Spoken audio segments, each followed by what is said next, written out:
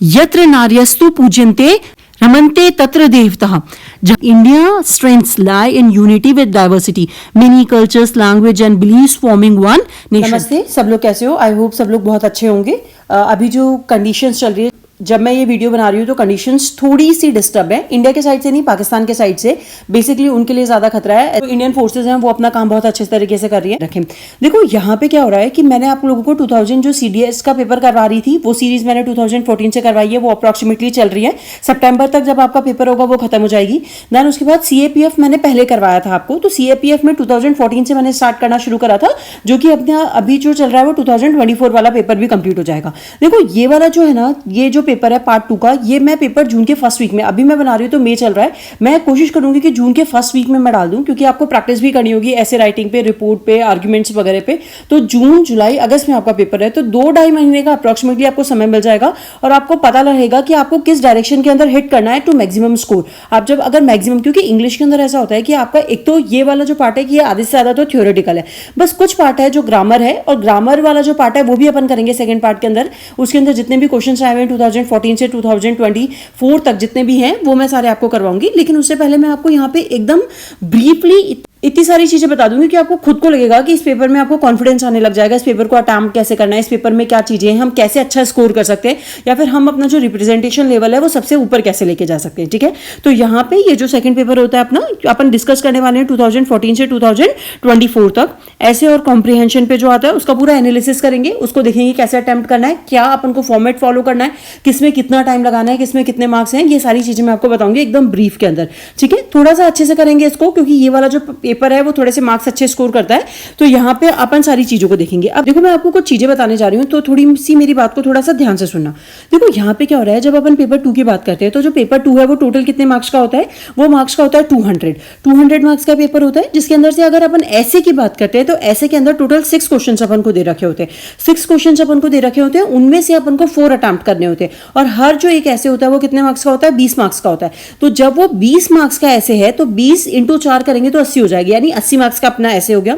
Argument की बात करेंगे तो आर्ग्यूमेंट में 2 आर्ग्यूमेंट होते हैं, और आर्ग्यूमेंट जो होते हैं वो अपन को इंग्लिश में ही लिखने होते हैं. लेकिन ऐसे जो होता है वो हिंदी और इंग्लिश दोनों में से आपकी चॉइस होती है, आपको हिंदी में उसको कवर लिखना है या फिर आपको इंग्लिश में लिखना है. लेकिन जब अपन आर्ग्यूमेंट की बात करेंगे तो आर्ग्यूमेंट के लिए लैंग्वेज जो रहती है वो सिर्फ इंग्लिश रहती है.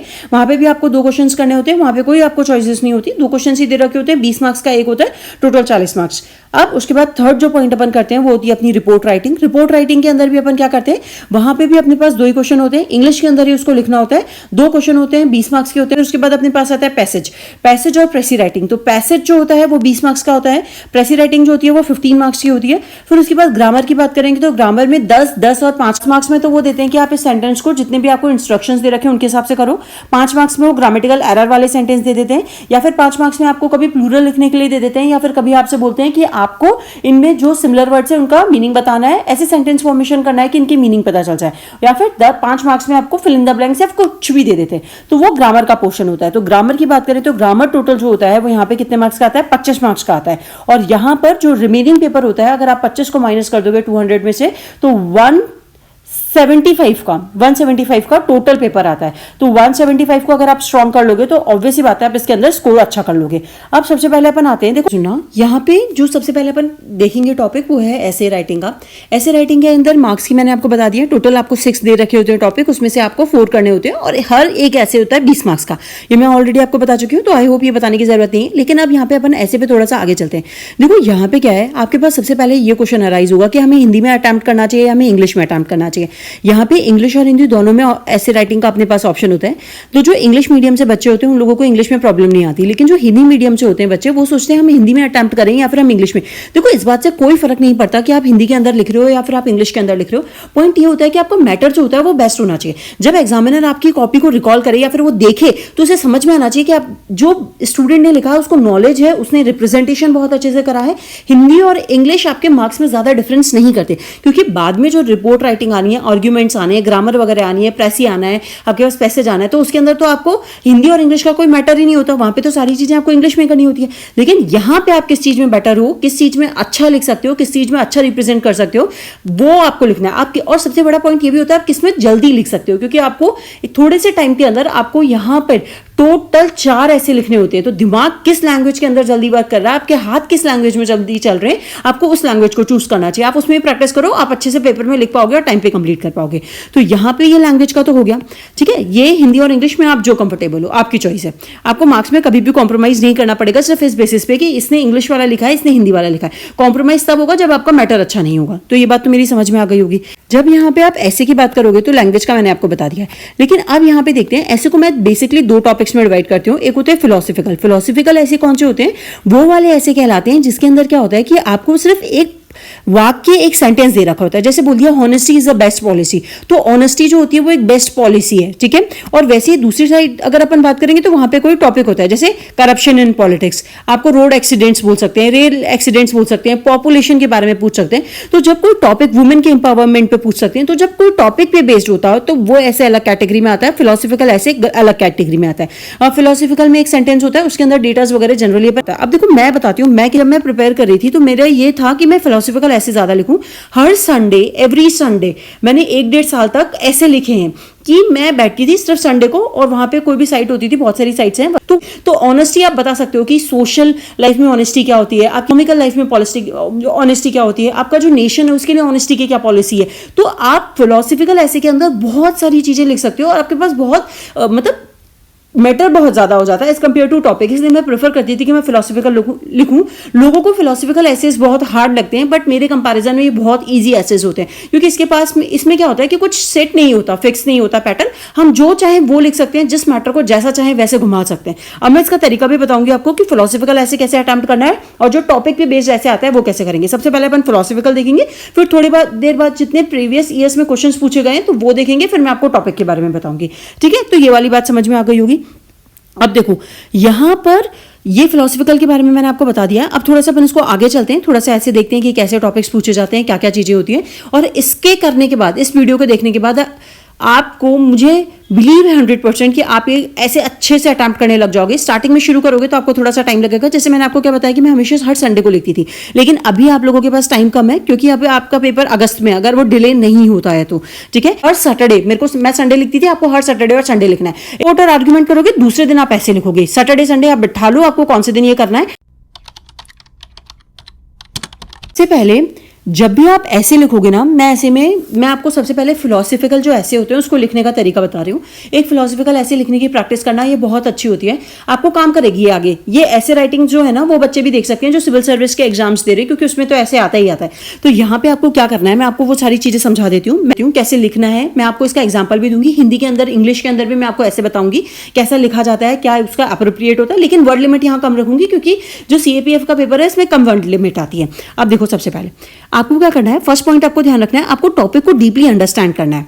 जैसे आप कोई भी टॉपिक है उसको आप कैसे डीपली अंडरस्टैंड करोगे, आप उसको डीपली कैसे समझोगे। तो आप क्या करोगे, सबसे पहले जो उसके कीवर्ड्स हैं उसको ब्रेक करना है। जैसे मैंने अभी आपको बताया honesty is the best policy, तो अगर मैं इस चीज को लिखना चाहूंगी तो सबसे पहले मैं तो ये समझाऊंगी कि ऑनेस्टी होती ही क्या है, फिर मैं बताऊंगी वो पॉलिसी का मतलब क्या है, फिर मैं आपको बताऊंगी कि इस ऑनेस्टी और ये जो पॉलिसी में कैसे लिंक बैठा सकते हैं, फिर मैं आपको बताऊंगी कि ऑनेस्टी अलग अलग फील्ड्स में कैसी होनी चाहिए। तो वही चीज होती है, आपको क्या करना है, अंडरस्टैंड करना है टॉपिक को डीपली। उसकी फिर जैसे understand it's philosophical, social, economic and political dimensions. जैसे इस एग्जांपल में मैंने यहाँ पे लिखा है विजडम फाइंड्स ट्रुथ, तो यहाँ पे आप क्या करोगे, विजडम और ट्रुथ का मीनिंग बताओगे। इंक्लूड फिलोसफिकल थिंकर्स, जैसे आप बताओगे बुद्ध और सॉक्रेट्स ने क्या कहा था। साइंटिफिक डिस्कवरीज बताओगे, जैसे आइंस्टाइन किया है। विजडम था तो उनको विजडम था, विजडम मतलब आप समझ रहे हो, किसी भी चीज को बहुत अच्छी तरह से सोचने की, अपने आसपास जितनी भी चीजें हो रही हैं उन पे विचार करके कुछ रिजल्ट निकालने की जो हमारे पास शक्ति होती है, उस चीज को विजडम कहते हैं। बहुत सोच समझने की, जो बहुत ज्यादा जो थिंकर्स वगैरह होते हैं, सॉक्रेट की बात कर लो, आइंस्टाइन की बात कर लो, उसने सिर्फ एप्पल को गिरते हुए देखा था, ये उसका विजडम था कि उसने पता लगा लिया कि वहां पे ग्रेविटेशनल फोर्स है। फिर आप बुद्धा की बात करोगे तो बुद्धा ने मिडिल पाथ के बारे में बात करी थी, निर्वाणा की बात करी थी, उन्होंने अहिंसा की बात करी थी। फिर बुद्धा के बारे में आप बहुत सारी चीजें बता सकते हो कि कैसे उन्होंने धीरे धीरे जगह पे घूमा और लोगों को प्रचार प्रसार करा। फिर उन्होंने कैसे वुमेन्स को भी अपने यहाँ पे इक्वली दर्जा दिया और वुमेन्स को भी संघ में शामिल करा। तो ये सारी चीजें होती है। तो आप सबसे पहले जो वर्ड है, जो टॉपिक दे रखा है, उसको ब्रेक डाउन करो। आपको ज्यादा कुछ करने की जरूरत नहीं है, बस टॉपिक को ब्रेक डाउन करना है। फिर सेकंड, फिर आप क्या, आपने टॉपिक को ब्रेक डाउन कर लिया माइंड के अंदर, फिर आप क्या देखोगे, उसका सबसे पहले यही 3 फॉर्मेट में हमेशा ऐसे लिखा जाता है। एक इंट्रोडक्शन होता है जिसमें आप अब ये इंट्रोडक्शन कैसे हो सकते हैं वो भी मैं आपको बताऊंगी, इंट्रोडक्शन में आप क्या क्या लिखोगे। लेकिन सबसे पहले इंट्रोडक्शन होता है, फिर यहाँ पे बहुत ज्यादा बड़ी बॉडी आती है, बॉडी कितने भी पैराग्राफ में हो सकती है, फिर यहाँ पे कंक्लूजन आप लिखोगे। ये 3 इसके स्ट्रक्चर चलते हैं, सबसे पहले इंट्रोडक्शन, बॉडी और यहाँ पे कंक्लूजन। कंक्लूजन पॉजिटिव नेगेटिव दोनों हो सकता है, दोनों का मिक्स भी हो सकता है। यहाँ पे आप उसको चीज को समझाते हो, यहाँ पे आप इंट्रोडक्शन कैसे चीजें होनी चाहिए वो आपको एकदम एग्जाम्पल से मैं आपको बताऊंगी। अभी अगर देखना चाहते हो इंट्रोडक्शन में, तो आप यहाँ पे कोई कोट ले सकते हो, किसी का एग्जाम्पल ले सकते हो, कोई डेफिनेशन ले सकते हो, कोई स्टैटिक्स ले सकते हो। लेकिन फिलोसफिकल चीजों में ये सारी चीजें नहीं आती बेसिकली, वहां पे आपको किसी का कोट लेना होता है या फिर जो वर्ड होता है उसको डिफाइन करना होता है, सिंपल। फिर इंट्रोडक्शन में आप यहाँ पे उसके पर्सपेक्टिव्स बताते हो कि सोशल इकोनॉमिक, जो सोशल है, इकोनॉमिक है, पर्सनल है, पॉलिटिकल है, उसमें क्या क्या मैटर करता है, ये ऐसे लिंक बैठाते हैं, फिर उसका कंक्लूजन देते हैं। तो यहां पर जब भी आप स्ट्रक्चर करोगे तो इंट्रोडक्शन, बॉडी और कंक्लूजन दोगे। आप स्टार्ट कर सकते हो इंट्रोडक्शन को कोट से, एनेक्डोट से, definition that connects with the topic. जो चीजें मैं बोल रही हूँ वो यहाँ पे लिखी हुई भी है, इसका पीडीएफ भी दूंगी, तो इस पीडीएफ को लिख लेना, अपने पास कहीं पे नोट्स में लिख लेना, निकाल लेना और उसको अच्छे से देख लेना, ठीक है। उसको डिवाइड करो बॉडी को 4 से 6 लॉजिकल सेक्शंस में, जो डायमेंशंस पे बेस्ड होंगे। कंक्लूजन जो होता है वो ऑप्टिमिस्टिक, विजनरी और रिलेवेंट होना चाहिए। देखो नेगेटिव और पॉजिटिव हो सकता है, मैंने अभी आपको बोला था, लेकिन हमेशा ये बात ध्यान रखना कि कंक्लूजन कोई भी एग्जामिनर आपको एंड में देखा कि आपने क्या लिखा है, तो वहां पे आप उसको पॉजिटिव डायरेक्शन, हाँ इस चीज में ये चीज नेगेटिव जरूर है लेकिन हम इसको फ्यूचर में ऐसे इंप्रूव कर सकते हैं, तो आपको ये चीज उसका हमेशा पॉजिटिव पर्सपेक्टिव दिखाना होता है। जैसे एग्जाम्पल देखो यहाँ पे, education is a key to success, introduce with a quote from the Nelson Mandela, then analyze education role in society, economy, nation building and with the vision of the national education policy 2020 की national education policy का क्या vision है उसको include करेंगे। मेरी बात समझ में आ गई? ये चीज समझ में आ गई? सबसे पहले आप टॉपिक को बहुत अच्छे से समझोगे, उसको 3 पार्ट्स में डिवाइड करोगे। एक तो इंट्रोडक्शन हो गया, बॉडी हो गई, कंक्लूजन हो गया। कंक्लूजन पॉजिटिव हो सकता है, नेगेटिव भी हो सकता है, लेकिन एंड में आप उसको पॉजिटिव डायरेक्शन दोगे। बॉडी जो होती है उसके अंदर जितने भी स्ट्रक्चर्स होते हैं, सेक्शंस बनाओगे और स्ट्रक्चर पे बेस आप लिखोगे कि पॉलिटिकल ये सारे जो एस्पेक्ट्स हैं उस पर क्या बात हो रही है। इंट्रोडक्शन में आप कोट दे सकते हो, किसी का एग्जाम्पल दे सकते हो, डेफिनेशंस दे सकते हो और उसको पूरा अच्छे से एक्सप्लेन कर सकते हो। फिर उसके बाद अगर बॉडी की बात करेंगे, मल्टी डायमेंशनल अप्रोच आप अपनाओगे इसके अंदर। अब वो कैसे होगा उस चीज को समझो। जैसे यहाँ पे देखो, मल्टी डायमेंशनल अप्रोच के अंदर हिस्टोरिकल पास्ट से कोई एग्जांपल ले सकते हो, सोशल इम्पैक्ट ऑन सोसाइटी लिख सकते हो, पॉलिटिकल लॉ और पॉलिटिक्स पे लिख सकते हो, economic, technological, ethical, environmental aspects लिख सकते हो। एग्जांपल जैसे technology is a useful servant but a dangerous master. Aadhaar को आप पॉजिटिव बता सकते हो और पेगस को आप यहाँ पे नेगेटिव बता सकते हो। सोशल मीडिया, एआई जो है उसको पॉजिटिव भी बता सकते हो और नेगेटिव भी बता सकते हो, ठीक है। तो यहाँ पे आपको हिस्टोरिकल भी उसके एक्सपेक्ट्स ले सकते हो कि कैसे कंप्यूटर का डेवलपमेंट हुआ, ठीक है, टेक्नोलॉजी के बारे में। फिर आज कंप्यूटर जो है वो ह्यूमन को रूल कर रहा है। फिर अभी आप करंट वॉर का भी एग्जांपल दे सकते हो कि अनमैन्ड व्हीकल्स जो हैं वो सारे जाके जो ड्रोन्स वगैरह पाकिस्तान की तरफ से आ रहे हैं उनको सारे जितने भी हैं उनको न्यूट्रलाइज करा जा रहा है एयर के अंदर ही, और जितना मिनिमाइज करा जा रहा है कि ह्यूमन जो है डिस्ट्रक्शन, ह्यूमन लाइफ का जो ह्यूमन लाइफ्स वगैरह को नुकसान जितना कम हो सके, तो वो एआई की एक पॉजिटिव चीज है। नेगेटिव चीज भी बता सकते हो कि ले ऑफ हो रहा है, बहुत सारी जॉब्स जा रही हैं एआई से, बच्चे बहुत ज्यादा एडिक्टिव हो रहे हैं, इनका बहुत इंपैक्ट पड़ रहा है, आईसाइट्स वगैरह हैं बहुत वीक हो रही है।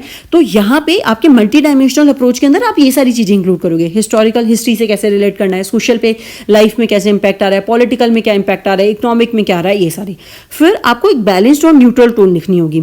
जैसे एक्सट्रीम को एनालिटिक और इमोशनल नहीं होना कि नहीं, जैसे अभी वॉर के बारे में बात होगी, हो सकता है पेपर के अंदर आप इस वॉर से रिलेटेड एक ऐसे या फिर रिपोर्ट या कुछ आप देखोगे, ये बात तो कंफर्म है।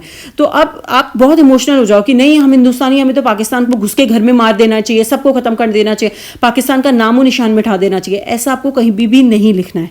आप ऐसा दिल में चाहे कितना भी चाहते हो, लेकिन आपको ऐसा दिन में आपको अपनी राइटिंग से ऐसी चीजें नहीं लिखनी। एक्सट्रीम चीजें कभी भी, जो इमोशनल चीजें जो एकदम एक्सट्रीम होती हैं, इमोशन से भरी हुई होती है, उनको अवॉइड करना चाहिए। आपको बहुत न्यूट्रल टोन होनी चाहिए। आपको इंडिया का जो स्टैंड है उसका फेवर करना चाहिए कि हाँ इंडिया ने जो डिक्लेयर करा है वो सारे जो टेररिस्ट अटैक्स थे वहां से स्टार्ट करा, लेकिन पाकिस्तान ने रिटेलिएट करा, वो जो लाइफ जो है इंडिया के अंदर उनको नुकसान पहुंचाने की कोशिश करी, तो उनको प्रोटेक्ट करने के लिए इंडिया ने फिर वापस से उनको अटैक करना शुरू करा। तो वो आप बैलेंस्ड अप्रोच में जा सकते हो, लेकिन आप ऐसे नहीं लिख सकोगे वहां पे कि इंडिया के अंदर पाकिस्तानी से जो लोग आए थे उन्होंने टेररिज्म 26 लोगों को पहलगांव के अंदर उनकी हत्या कर दी और इसलिए इंडिया को बदला लेना। नहीं, कभी भी ऐसा मत लिखना, ठीक है। आपकी जो टोन होती है वो हमेशा न्यूट्रल होनी चाहिए, बैलेंस्ड होनी चाहिए।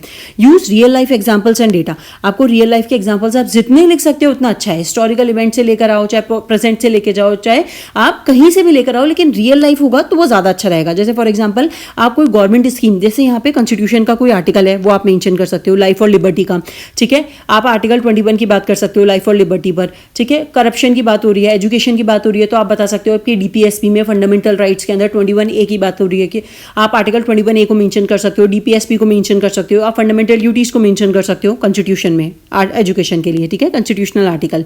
फिर गवर्नमेंट स्कीम्स बता सकते हो कि नेशनल एजुकेशन पॉलिसी चलाई गवर्नमेंट, बहुत सारी बेटी पढ़ाओ बेटी बचाओ स्कीम चला रही है। करंट अफेयर से रिलेटेड कोई न्यूज आई है कि किसी रैंकिंग के अंदर इंडिया की किसी यूनिवर्सिटी का ये रैंक आया है, तो उसमें बता सकते हो। आरटीआई का मेंशन कर सकते हो आप ट्रांसपेरेंसी एक्ट के लिए, बेटी बचाओ बेटी पढ़ाओ का जेंडर इक्वालिटी के लिए बात कर सकते हो। लैंग्वेज जो होती है वो सिंपल होनी चाहिए, शॉर्ट होनी चाहिए, स्वीट होनी चाहिए, पढ़ने में ज्यादा मजा आना चाहिए, बहुत कॉम्प्लेक्स नहीं होनी चाहिए। आपकी वोकैब बहुत ज्यादा स्ट्रांग नहीं है तो बहुत अच्छा है, आप अच्छे वर्ड्स लिखोगे, भारी वर्ड लिखोगे, लेकिन ये बात इस गारंटी नहीं होती कि आपको अच्छे मार्क्स में लिखेंगे। आपकी लैंग्वेज एकदम ऐसे होता है, एकदम स्मूथ, कि आप पढ़ते जाओ और आप उसको समझते जाओ, मतलब आपको दिमाग लगाने की जरूरत नहीं पड़े, बस आपको समझ में आ जाए कि वो क्या कहना चाह रहा है सामने वाला व्यक्ति। तो वो आपकी जो लैंग्वेज होनी चाहिए वो सिंपल और इफेक्टिव होनी चाहिए, शॉर्ट होनी चाहिए, क्लियर सेंटेंस के अंदर होना चाहिए। आपको पावरफुल येट सिंपल वोकैबुलरी का यूज करना है। फ्लो कनेक्टर्स होने चाहिए, how ever, more ever, on the other hand, ये सारे कनेक्टर्स आपको यूज करने आने चाहिए। कोट्स और एनेक्डोट्स होने चाहिए, लेकिन उनको फोर्स नहीं करना, ये बात हमेशा जरूरत नहीं है आपको। करप्शन एंड पॉलिटिक्स बोला है, लेकिन आप पढ़ के गए हो एजुकेशन के अंदर कि एजुकेशन पॉलिसी कितनी खराब है, तो आप उसका जो करप्शन में डाल दो, नहीं, ऐसा नहीं, जबरदस्ती नहीं डालना। अगर आपको पता है तभी आपको करना है। अभी एंड में मैं कुछ आपको कोट्स भी दे दूंगी, तो आप उसकी थोड़ी से याद कर लेना, आपको पेपर में वो हेल्प करेंगे। प्रैक्टिस लेना है और फीडबैक लेना है। फीडबैक तो खुद से ही लेना, अभी तो वैसे भी अगर कोई फ्रेंड वगैरह तो उसको दिखा देना, अदरवाइज मेरे पास तो कोई भी नहीं था, मैं अकेले ही प्रिपेयर करती थी, तो मैं खुद ही पढ़ती जाती थी और फिर मैं पढ़ने के बाद उसको वापस से एक बार देखती थी कि मेरी क्या गलतियां हैं। तो मुझे धीरे धीरे अपने आप इंप्रूवमेंट होने लग गया। मैं समझ रही थी कि मैं बहुत ज्यादा कटिंग, स्टार्टिंग के अंदर मुझे लगने लग गया कि मैं वर्ड्स को बहुत ज्यादा काट रही हूँ, मेरे जो सेंटेंस है वो क्लियर फॉर्मेशन में नहीं आ रहे, फ्लो नहीं बैठ रहा। तो ये जब ना आप खुद ही एनालाइज करोगे तो वो चीजें पता चल जाएगी। मेरी स्पेलिंग मिस्टेक्स भी हो रही हैं जल्दी जल्दी लिखने में, मेरी राइटिंग अच्छी नहीं आ रही, मुझे पैराग्राफ्स अच्छे नहीं मिल रहे, मुझे कहाँ खत्म करना है, कहाँ शुरू करना है। तो वो सारी चीजें ना वो धीरे धीरे आप प्रैक्टिस करोगे तो ये सारी चीजें आ जाएगी। इसके लिए आपको किसी की एक्सटर्नल हेल्प जरूरत नहीं है, खुद पे मेहनत करने की जरूरत है, आराम से हो जाएगा। इतना ज्यादा घबराने की जरूरत नहीं है इंग्लिश के पेपर के लिए, ईजी होता है, ज्यादा हार्ड नहीं होता। अब देखो अपन जो यहाँ पे अभी टॉपिक करेंगे, not all who wanders are lost करेंगे। इसके थ्रू मैं आपको एग्जांपल समझाऊंगी, हिंदी के अंदर भी ये देखेंगे, इंग्लिश के अंदर भी देखेंगे। ये एक फिलोसफिकल ऐसे है, तो इसको कैसे अटेम्प्ट करना है वो भी बताऊंगी। तो चलो शुरू करते हैं। अपने पास ऐसे का टॉपिक है, not all who wanders are lost. Wander मतलब घूमने वाला। अब देखो कैसे करना है, कोट करनी है फुल लाइन JRR के, not all those who wanders are lost. ये इंटरप्रिटेशन इंट्रोडक्शन में आप क्या लिखेंगे, wandering symbolises exploration, freedom and self discovery, not necessarily confusions और aimlessness. In today's dynamic world, exploration, physical, intellectual, spiritual often leads to innovation, wisdom and purpose. या आप ये चीज बताओगे। इंट्रोडक्शन आप ऐसे कर सकते हो। फिर हिस्टोरिकल पर्सपेक्टिव में आप क्या लिखोगे, बुद्धा वंडरिंग करी थी, इनलाइटमेंट मिला उनको, गांधी जी ने ट्रैवल करा पूरे इंडिया के अंदर और शेप करी उनकी अंडरस्टैंडिंग इंडिया के बारे में, ठीक है। वो साउथ में गए थे, तब उन्होंने धोती कुर्ता पहनना स्टार्ट करा था, वहां के लोगों से कनेक्ट करने के लिए। उनको समझ में आया था कि विलेज में लोग कितने ज्यादा पिछड़े हुए हैं, उनके लिए कितनी ज्यादा चीजें हमें इंप्रूवमेंट में करनी है। तो बात समझ में आ गई गांधी जी से। सोशल एंड साइकोलॉजिकल डायमेंशंस करोगे, जैसे यहाँ पे यूथ का एक्सप्लोरेशन करोगे, स्टूडेंट्स टेक गैप ईयर और career shifts often find true purpose. बहुत सारे लोग होते हैं जो इंजीनियरिंग करते हैं लेकिन बाद में अपना करियर फोटोग्राफी में बनाते हैं। बहुत सारे लोग होते हैं जो नॉर्मली आर्ट्स लेते हैं लेकिन वो जाके कुछ ऐसा फील्ड में काम कर रहे होते हैं, वो डिजाइन कर रहे होते हैं, डिजाइनिंग का काम कर रहे होते हैं। तो वो सारी चीजें होती हैं, ठीक है।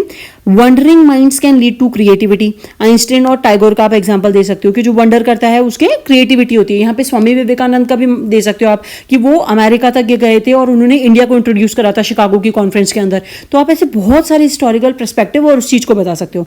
फिर इकोनॉमिक और प्रोफेशनल कॉन्टेक्स्ट में आप बता सकते हो, स्टार्टअप्स एंड इनोवेशन के अंदर एंटरप्रेन्योर्स जो होते हैं वो एक्सपेरिमेंट करते हैं बिफोर सक्सीडिंग। स्टीव जॉब्स का, एलन मस्क का आप एग्जांपल दे सकते हो। देखो स्किल डाइवर्सिफिकेशन, इसके अंदर देखो UPSC aspirants exploring multiple subjects build interdisciplinary thinking. तो देखो जैसे आप एग्जांपल दे सकते हो कि कोई भी बच्चा है जो साइंस स्ट्रीम से या फिर आर्ट्स स्ट्रीम से, लेकिन जब वो कॉम्पिटिशन के एग्जाम करने के लिए प्रिपेयर करने के लिए जाएगा तो अगर वो आर्ट्स से तो उसे साइंस भी पढ़ना पड़ेगा और वो साइंस वाला है तो उसे आर्ट्स भी पढ़ना पड़ेगा। तो सारे सब्जेक्ट जो कॉमन होते हैं वो उनको पढ़ने पड़ेंगे, तो उनकी जो थिंकिंग होती है वो बहुत ज्यादा डेवलप्ड होती है, उनको चीजें पता चलती है दूसरे सब्जेक्ट्स के बारे में भी। तो आप इसका एग्जांपल दे सकते हो। फिर कल्चर और कल्चरल और लिटरेरी व्यू के बारे में बता सकते हो कि इंडियन ट्रेडिशनल्स वैल्यू तपस्या, वंडरर, आज भी आप लोगों ने देखा होगा कि बहुत सारे जो सेंट्स वगैरह होते हैं, जो साधु संत होते हैं, वो कन्याकुमारी से कश्मीर तक यात्रा करते हैं। बहुत सारी चीज़ों की आप एग्जांपल दे सकते हो। इंडिया के अंदर तो कल्चरल इतना वास्ट है कि आप सब कुछ चीज़ें बता सकते हो। सूफिज्म और भक्ति मूवमेंट की बात कर सकते हो कि spread through wondering spiritual leaders. भक्ति मूवमेंट जो है वो स्टार्ट हुआ था साउथ से, लेकिन वो फैला फिर पूरे इंडिया के अंदर, ठीक है। तो वो आप बता सकते हो कि उन्होंने वंडर करना शुरू करा था, एक जगह से दूसरी जगह घूमना शुरू करा था, उससे लोगों की स्पिरिचुअल अवेकनिंग शुरू हुई थी भक्ति मूवमेंट से। और आप ये बता सकते हो कि पहले जितनी ज्यादा कुरीतियां थी समाज के अंदर, जाति प्रथा वगैरह, भगवान को पाने के लिए बहुत सारी चीजें, लेकिन भक्तिज्म और सूफीज्म ने भगवान को पाने का बहुत सिंपल सा तरीका बताया, भजन के थ्रू बताया। आप उनके बस प्रेयर करो, उनसे भजन करो तो आपको भगवान मिल जाएंगे, ये तरीका उन्होंने स्प्रेड करा। एथिकल और फिलोसफिकल व्यू के बारे में बात होती है। Wandering as a self inquiry, Socrates का मेथड होता है। उपनिषद के थिंकर्स के बारे में बता सकते हो। मॉरल लेसन्स बता सकते हो। Not following set path does not imply being a wrong और इमोरल। अगर आप किसी का भी सेट पाथ को फॉलो नहीं कर सकते तो उसका मतलब ये नहीं है कि आप गलत हो और इमोरल हो। Counter view, unplanned wandering can lead to waste of time, loss of direction, need for balance. आप ये भी लिख सकते हो इसमें काउंटर, अपोजिट डायरेक्शन। देखो ऐसे में आपको पॉजिटिव और नेगेटिव एस्पेक्ट दोनों बताने होते हैं, तो आप ये बता सकते हो उसको काउंटर करने के लिए कि बहुत सारे लोग होते हैं कि वो वंडर ही करते रहते हैं, घूमते रहते हैं, कभी ये चीज़ लेते हैं, कभी वो चीज़ लेते हैं, स्टिक नहीं होते। आप चेंज कर सकते हो अपने प्रोफेशन को बहुत बार, लेकिन आप स्टिक किसी पे भी नहीं होते। एक महीने के लिए आपने ये पढ़ा, फिर दूसरे महीने के लिए, तो आप कहीं पे भी लीड नहीं करते। चार नाव पे सवार होकर कोई कहीं पे भी नहीं पहुंचता, आप ये चीज से बता सकते हो। कंक्लूजन में आप समराइज कर सकते हो richness of the purposeful wondering को, एंड कर सकते हो किसी होपफुल लाइन के द्वारा, जैसे यहाँ पे लिखा हुआ है कि in every journey lies a story and in every wanderer a Sikar. Her journey के अंदर एक स्टोरी होती है, और जो हर वंडरर होता है उसके अंदर एक सीकर होता है। कुछ सीखने की इच्छा होती है, कुछ जानने की इच्छा होती है, कुछ समझने की इच्छा होती है। बात समझ में आ रही है? ये तो मैंने आपको सिर्फ समझाया है पॉइंट्स के थ्रू। मैंने क्योंकि जब मैं इसे ऐसे पे काम कर रही थी तब मैंने ये पॉइंट्स को ब्रेक डाउन करा ताकि ये सारी चीजें आपको थोड़ा सा समझ में आए। अब अपन क्या करते हैं, इसका एग्जाम्पल देखते हैं। मैं हिंदी और इंग्लिश दोनों में बताऊंगी। मैं टाइमलाइन लिख दूंगी आपको, जिसको हिंदी का देखना हिंदी का देख लेना, 2 या 3 मिनट होंगे, आगे स्किप कर लेना। और हिंदी का जो हिंदी में लिखेगा वो हिंदी का देख लेना, और जो इंग्लिश का लिखेगा वो इंग्लिश में देख लेना। तो चलो शुरू करते हैं। शुरू करने से पहले एक बार हिंदी में भी जो मैंने पॉइंट्स आपको बताए हैं वो मैं वापस से बता देती हूँ, स्किप कर देना, मैं लिख दूंगी हिंदी और इंग्लिश के टाइमलाइन। तो यहाँ पे देखो, जो भटकते हैं वह सभी खोए हुए नहीं होते। इंट्रोडक्शन देना है आपको, भूमिका बतानी है। जैसे फॉर एग्जाम्पल ये किसने कहा था, J.R.R. टॉलकिन ने कहा था। भटकना हमेशा रास्ता खो देने का प्रतीक नहीं होता, वह आत्म अन्वेषण, अनुभव और स्वतंत्र सोच का भी प्रतीक है। जीवन में कई बार दिशा से भटकना भी एक नए मार्ग की खोज होती है। बिना भटके हम ना तो खुद को जान पाते हैं ना समाज को जान पाते हैं, ठीक है। आप एग्जांपल बुद्धा का दे सकते हो, यहाँ पे बुद्ध भगवान का दे सकते हो। ऐतिहासिक हिस्टोरिकल पर्सपेक्टिव में आप बताओगे कि बुद्ध का संन्यास और वर्षों का भटकाव अंततः उन्हें ज्ञान की ओर ले गया था। गांधी जी का भारत भ्रमण उन्हें भारत की असली स्थिति से परिचित कराता है। फिर सामाजिक और मनोवैज्ञानिक पहलुओं के बारे में आप बात करोगे, जैसे कि युवा वर्ग के लिए आप बताओगे कि कैरियर में दिशा खोजने के लिए कई बार अलग अलग क्षेत्रों का अनुभव लेना जरूरी होता है। जैसे फॉर एग्जांपल कोई इंजीनियरिंग का स्टूडेंट है लेकिन उसको फोटोग्राफी में इंटरेस्ट होता है, तो फिर वो फोटोग्राफी के स्किल सीखता है, उसमें काम करना शुरू करता है। कोई आर्ट्स का स्टूडेंट है लेकिन उसे डिजिटल मार्केटिंग में इंटरेस्ट होता है, तो वो डिजिटल मार्केटिंग में जाता है, उसके लिए नई चीजें स्किल गेन करता है। फिर मानसिक स्वास्थ्य के लिए विचारों का भटकाव कई बार रचनात्मकता की ओर ले जाता है, जैसे आइंस्टीन और टैगोर का एग्जांपल दे सकते हो आप। आइंस्टीन का एग्जांपल दे सकते हो कि वो एप्पल नीचे क्यों करा, तब उन्होंने ग्रेविटी का आविष्कार करा कि ग्रेविटी के कारण सारी चीजें जो होती है अर्थ के सेंटर की तरफ खींची चली आती है, आकर्षण उस साइड होता है। वहां पे ग्रेविटी के कॉन्सेप्ट के बारे में हम सबको पता चला। फिर उसके बाद आर्थिक और व्यावसायिक संदर्भ में आप बात कर सकते हो कि जैसे स्टार्टअप्स होते हैं, सफल उद्यमी अक्सर असफलताओं के बाद सफलता पाते हैं, जैसे स्टीव जॉब्स का आप एग्जाम्पल दे सकते हो। उसमें सिविल सेवा की तैयारी में विषयों का भटकाव व्यापक दृष्टिकोण पैदा करता है। आप जब कोई भी सिविल सर्विस दे रखा है, यूपीएससी की कोई भी एग्जाम की तैयारी करते हो, तो मैंने आपको बताया कि अगर आप साइंस के स्टूडेंट हो तो आपको आर्ट्स के सब्जेक्ट पढ़ने पड़ेंगे, अगर आप आर्ट्स के स्टूडेंट हो तो साइंस भी पढ़ना पड़ेगा, क्योंकि ये सारे जो होते हैं, सारे जो टॉपिक होते हैं या फिर जनरल नॉलेज और जनरल स्टडीज़, हमारे जो सब्जेक्ट्स होते हैं कॉम्पिटिशन एग्जाम में, जनरल स्टडीज़, उसके अंदर साइंस भी आता है, हिस्ट्री भी आता है, ज्योग्राफी भी आता है, फिजिक्स भी आता है, केमिस्ट्री भी आता है, और थोड़ा बहुत मैथ्स भी आ जाता है और रीजनिंग भी आता है आजकल। तो हमें सारी चीज़ें पढ़नी पड़ती हैं, सारी नई नई चीज़ें जाननी पड़ती हैं, चाहे वो हमारे सब्जेक्ट में रहा हो या फिर नहीं रहा हो। सांस्कृतिक और साहित्यिक पक्ष के बारे में बात होती है, जैसे फॉर एग्जांपल भारतीय परंपरा में आप बता सकते हो कि संत हैं, फकीर हैं, तपस्वी हैं, भटकाव के माध्यम से समाज में सुधार लाते हैं। फिर सूफी व भक्ति आंदोलन का आप उदाहरण दे सकते हो, जैसे जिनकी यात्रा ज्ञान और प्रेम का संदेश फैलाती रही है। तो सूफी और भक्ति मूवमेंट में आप लोगों को पता होगा कि वो देश विदेश में जगह जगह पे घूमे हैं। भक्ति मूवमेंट ने लोगों को जो कर्मकांड होते हैं उनको हटा के भगवान की भजन करने से उन्हें बताया कि भगवान के आप भजन करोगे तो भगवान की प्राप्ति हो जाएगी। तो सरल करा उन्होंने पूजा वाला जो पार्ट था। प्रेयर्स को उन्होंने ज्यादा इंपॉर्टेंट दी एज कम्पेयर टू कर्म कांड के, रिचुअल्स के। तो वहां पे सूफीज मूवमेंट में भी यही चीज हुई थी। फिर नैतिक और दार्शनिक दृष्टिकोण के बारे में बता सकते हो, जैसे उपनिषद हो गई, गीता हो गई, ग्रीक दार्शनिक हो गए का चिंतन इस विचार को समर्थन देते हैं। हर व्यक्ति के लिए एक ही रास्ता उचित नहीं है, भटकाव व्यक्ति विशेष की खोज का हिस्सा हो सकता है। वैसी बात है, हम सब अगर एक ही रास्ते को चुनेंगे तो सब एक ही रास्ते पे जाएंगे। तो यहाँ पर सारे भीड़ चाल में जाने से अच्छा है कि अगर हम भटकाव करके अपने नए रास्ते को चुन लेते हैं तो वो बात बहुत अच्छी है। तो यहाँ पे उद्देश्यहीन, अब देखो ये सारी चीजें तो अपन ने पॉजिटिव बता दी, अब उनको नेगेटिव भी तो बताना पड़ेगा, क्योंकि ऐसे में पॉजिटिव और नेगेटिव दोनों पर्सपेक्टिव की हम बात करते हैं। तो यहाँ पे देखो, यदि उद्देश्यहीन भटकाव हो तो समय, ऊर्जा और संसाधनों की हानि हो सकती है, इसलिए संतुलन जरूरी है। ऑब्वियस सी बात है, अगर आप 4 नावों के अंदर सवार हो जाओगे तो आप किसी भी डायरेक्शन में नहीं पहुंच पाओगे। आप इस चीज को एक्सप्लेन कर सकते हो। कंक्लूजन में आप ये बता सकते हो कि हर भटकाव खोने का संकेत नहीं होता, बल्कि यह नए अनुभव, ज्ञान और दिशा की ओर बढ़ने का संकेत हो सकता है। हर यात्रा में एक कहानी होती है और हर भटकने वाले में एक खोजी आत्मा होती है। तो इसका आप बता सकते हो कि जितने भी सारे वंडरर्स होते हैं वो सारे लॉस्ट नहीं होते। हर यात्रा, आप कहीं पे भी ट्रैवल करोगे, आपकी एक स्टोरी होगी और आप उससे कुछ ना कुछ सीखोगे। वहाँ जो एंशिएंट ट्रैवलर्स हैं, इब्न बतूता हो गया, मोरक्को से वो कहाँ पर आए थे, तो उन सब के बारे में भी थोड़ा सा बता सकते हो। तो ये आपके जो मैटर है उसको थोड़ा सा वेटेज देगा, आपको अच्छे मार्क्स दिलाएगा, और उनको हाईलाइट कर देना, नीचे लाइन खींच देना। ठीक है, चलो अब इसका थोड़ा सा एग्जाम्पल देखते हैं। मैं आपको इंग्लिश में बता रही हूँ, फिर मैं आपको हिंदी में भी ऐसे ये वाला जो सेम पैसेज है वो पढ़ के बता दूंगी। आप उसको समझना, देखो कैसे लिखा है, मैं उसको थोड़ा सा हाईलाइट करती जाऊंगी तो आपको ये चीज समझ में आ जाएगी। देखो, जो भी इंग्लिश के अंदर ऐसे लिखेगा वो इस वाले ऐसे को थोड़ा बहुत अच्छे से दिखना। मैंने इसको बहुत अच्छे से लिखने की कोशिश करी है, बहुत रिफाइन करने की कोशिश करी है। आई होप इससे आपको थोड़ा सा आइडिया मिल जाएगा कि हमें ऐसे कैसे अटेम्प्ट करना है। ठीक है, देखो सबसे पहले देखो, Not all who wanders are lost is a profound reminder। तो profound मतलब होता है किसी का बहुत डीप में, एक profound एक डीप रिमाइंडर है that wandering is not always a sign of confusion or failure. Often it is a part to discover growth and self-realization. History gives us many examples where wanderer leads to wisdom. Buddha left his palace and wandered for years to find enlightenment. Similarly, Gandhi's travel across India helped him understand the soul of the nation. तो ये वाला जो part हुआ वो क्या हो गया, आपका इंट्रोडक्शन हो गया, जिसके अंदर ये बताया गया कि ये जो शब्द है या फिर ये जो सेंटेंस आपको दिए गए हैं उसका क्या मतलब है। और हिस्ट्री से एग्जाम्पल दे, एक तो आपने एंशिएंट से उठाया बुद्धा का एग्जाम्पल और एक गांधी जी से उठाया, और आपने इसको पूरा रिलेट करके बताया कि वो वंडरर थे लेकिन उन्होंने भटके नहीं, उन्होंने एक ने एनलाइटमेंट प्राप्त करा और एक ने इंडिया की जो अंतरात्मा है उसको पहचाना। ये बात समझ में आ गई। अब थोड़ा सा स्ट्रक्चर और जो उसकी बॉडी उस पर आते हैं। अब देखो, अब बॉडी के अंदर यहाँ पे बात करी गई इन टूडेज वर्ल्ड, आज के समय में in today's world people exploring various carriers ideas philosophies may seem aimless to others but they are often on a journey of a purpose। तो यहाँ पे बॉडी में वो क्या समझा रहा है, बहुत सारे एग्जांपल देके समझा रहा है कि आजकल जो बच्चे होते हैं या फिर जो पीपल होते हैं वो कैरियर के अंदर आइडियाज और फिलॉसफी के अंदर चेंज करते रहते हैं, एमलेसली कभी इधर जाते हैं कभी उधर जाते हैं। लोगों की नजर में वो होते हैं कि उनको कुछ काम नहीं करे, लेकिन एक्चुअल में वो क्या करते हैं, वो एक जर्नी पे होते हैं जिसका एक पर्पस होता है। इंटरप्रेन्योर्स का एग्जांपल है यहाँ पे, इंटरप्रेन्योर्स होते हैं, आर्टिस्ट होते हैं, थिंकर्स होते हैं।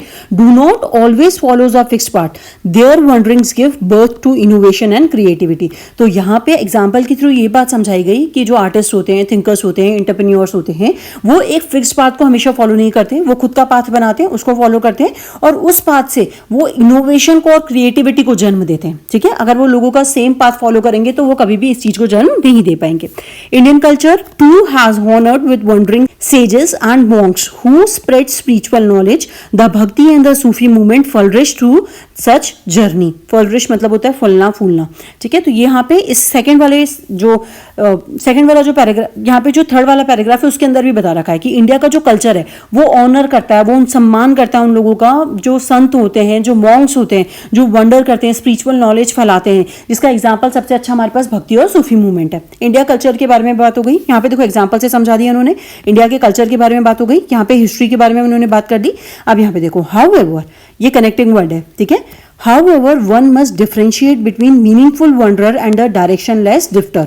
Purpose gives meaning to every step even if the destination is unclear। तो यहाँ पे वो चेता भी रहा है सेंटेंस के अंदर कि however हर कोई जो मीनिंग हर कोई जो वंडर कर रहा है, जो घूम रहा है, जरूरी नहीं है कि वो भी काम का हो। मीनिंगलेस वंडर, किसी उद्देश्य के बिना, किसी उद्देश्य के बिना आपका घूमना कहीं आपको कहीं पे ही नहीं लेकर जाता।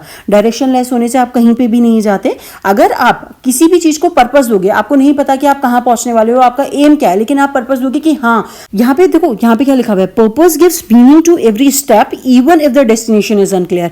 अगर मैं यहाँ पे यूट्यूब के बारे में बात करूँ, मेरे चैनल के बारे में बात करूँ, तो मेरा यहाँ पे क्या पर्पस है, मैंने क्यों स्टार्ट करा था, मैंने सोचा था मेरी जो नॉलेज है मैं उसको आपको थोड़ा सा शेयर कर सकूं, मैं आपको बता सकूं कि पेपर को कैसे अटेम्प्ट कर सकते हैं। बेसिकली मैं प्रीवियस ईयर के पेपर इसीलिए करवा रही हूँ। मैं भी बहुत सारी चीजों पे, बहुत सारी थीम से आप वीडियो बना सकते हो। मैं भी लोगों को कॉपी कर सकती थी कि आपको ये पढ़ा दूं, आपको वो पढ़ा दूं, लेकिन मुझे वो नहीं करना था। मैंने अपना जो पाथ है उसको फिक्स करा कि मुझे इसी डायरेक्शन में जाना है, मुझे इसी चीज में हेल्प करनी है। क्योंकि जब मैं पढ़ रही थी तब मुझे सबसे ज्यादा यही प्रॉब्लम हिट कर रही थी। मुझे समझ नहीं आ रहा था मेरे पास सोर्स क्या होने चाहिए, क्योंकि मुझे कुछ आइडिया नहीं था कि प्रीवियस ईयर्स के क्वेश्चंस कैसे अटेम्प्ट करने होते हैं, उनका क्या फ्रूटफुलनेस होती है। तो मैंने सोचा कि मैंने जो गलती करी है, जो चीज मुझे नहीं पता थी, मैं मेरे चैनल के थ्रू वो सबको बता सकूं।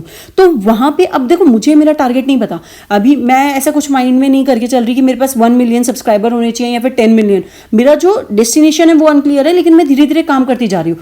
तो लेकिन मुझे पर्पस पता है कि मुझे क्या करना है। तो जब आपको अपना पर्पस पता होता है तो एवरी स्टेप जो होती है वो एक मीनिंगफुल, एक सेंस लेकर आती है, एक मीनिंग लेकर आती है आपके काम के अंदर। और आपने ये देखा भी होगा कि मैं जितने भी वीडियोस बना रही हूँ, मैं कोशिश करती हूँ कि मैं आपको बहुत ज़्यादा नॉलेज दे सकूँ, उस क्वेश्चन के बारे में अच्छे से एक्सप्लेन करने की कोशिश करती हूँ। तो मेरा क्या पर्पस है मैंने आपको बता दिया। लेकिन यहाँ पर डेस्टिनेशन, मैंने कभी भी अपने माइंड में ऐसा नहीं सोचा कि मुझे 1 मिलियन का टारगेट 1 साल में क्रॉस करना है, 2 साल में। ये मेरा कोई टारगेट नहीं है। मेरे को बस अपना काम करना है, जितनी मैं हेल्प कर सकती हूँ मुझे सिर्फ उतना करना है। मैंने अभी तक अपने माइंड में यही सोचा था। और जब मैं पहले भी पढ़ाती थी तब भी मेरे माइंड में सिर्फ इतना था कि मुझे अपना बेस्ट देना है, कि जो लोग बच्चे इस क्लास के अंदर आ रहे हैं वो ये ना सोचे कि उनका 1 घंटा 1.5 घंटा मेरे कारण वेस्ट हो रहा है। बात समझ रहे हो? तो वही चीज मैं कहने वाली हूँ यहाँ पर। वही चीज यहाँ पे भी होती है जो उन्होंने सेंटेंस के थ्रू समझाया है। यहाँ पे जो मैंने एग्जाम्पल दिया वो अपने से समझा दिया, मेरे एग्जाम्पल से शायद आपको समझ में आ जाए, इसलिए मैंने ये एग्जाम्पल आपको बताया। अब आपको एंड में कंक्लूजन हमेशा लिखना है। आप ऐसे भी लिख सकते हो इन कंक्लूजन, या फिर in end we can say that, आप ऐसे लिख सकते हो। In conclusion, wandering is not a weakness, it is often the beginning of transformation. A true seeker may look lost but is walking towards deeper truth. तो यहाँ पे उन्होंने positive भी बता दिया, नेगेटिव भी बता दिया। उन्होंने क्या बोला, अगर आपको ट्रू सीकर ऐसा लग रहा होगा कि वो घूम चुका है, वो लॉस्ट हो चुका है, लेकिन वो एक डीपर ट्रुथ की तरफ बढ़ रहा है, तो समझ में है। इन कंक्लूजन, जो वंडरिंग है वो वीकनेस नहीं है, वो बिगनिंग हो सकती है किसी ट्रांसफॉर्मेशन की। तो ये सेंटेंस बहुत टेलर मेड है, बहुत अच्छे से लिखा हुआ है। इसके अंदर आपको बहुत कुछ चीजें मिल जाएंगी। आपको सिर्फ 300 वर्ड्स के अंदर ही लिखना है ना, तो आपको इतना ज्यादा लिखने की जरूरत नहीं है। जैसे हम CSE वगैरह के अंदर लिख रहे थे, उसके अंदर तो हमें बहुत सारी चीजें लिखनी पड़ती थी, कोट्स करना पड़ता था बीच बीच में, लेकिन यहाँ पे एकदम आसान से इजीली खत्म हो जाएगा। अब मैं थोड़ा सा हिंदी में बता रही हूँ यही चीज, आप थोड़ा सा हिंदी में देख लो। जिसने हिंदी में नहीं लिखना वो आगे। जो भटकते हैं वह सभी खोए हुए नहीं होते। यह वाक्य हमें याद दिलाता है कि भटकाव हमेशा भ्रम या असफलता का प्रतीक नहीं होता।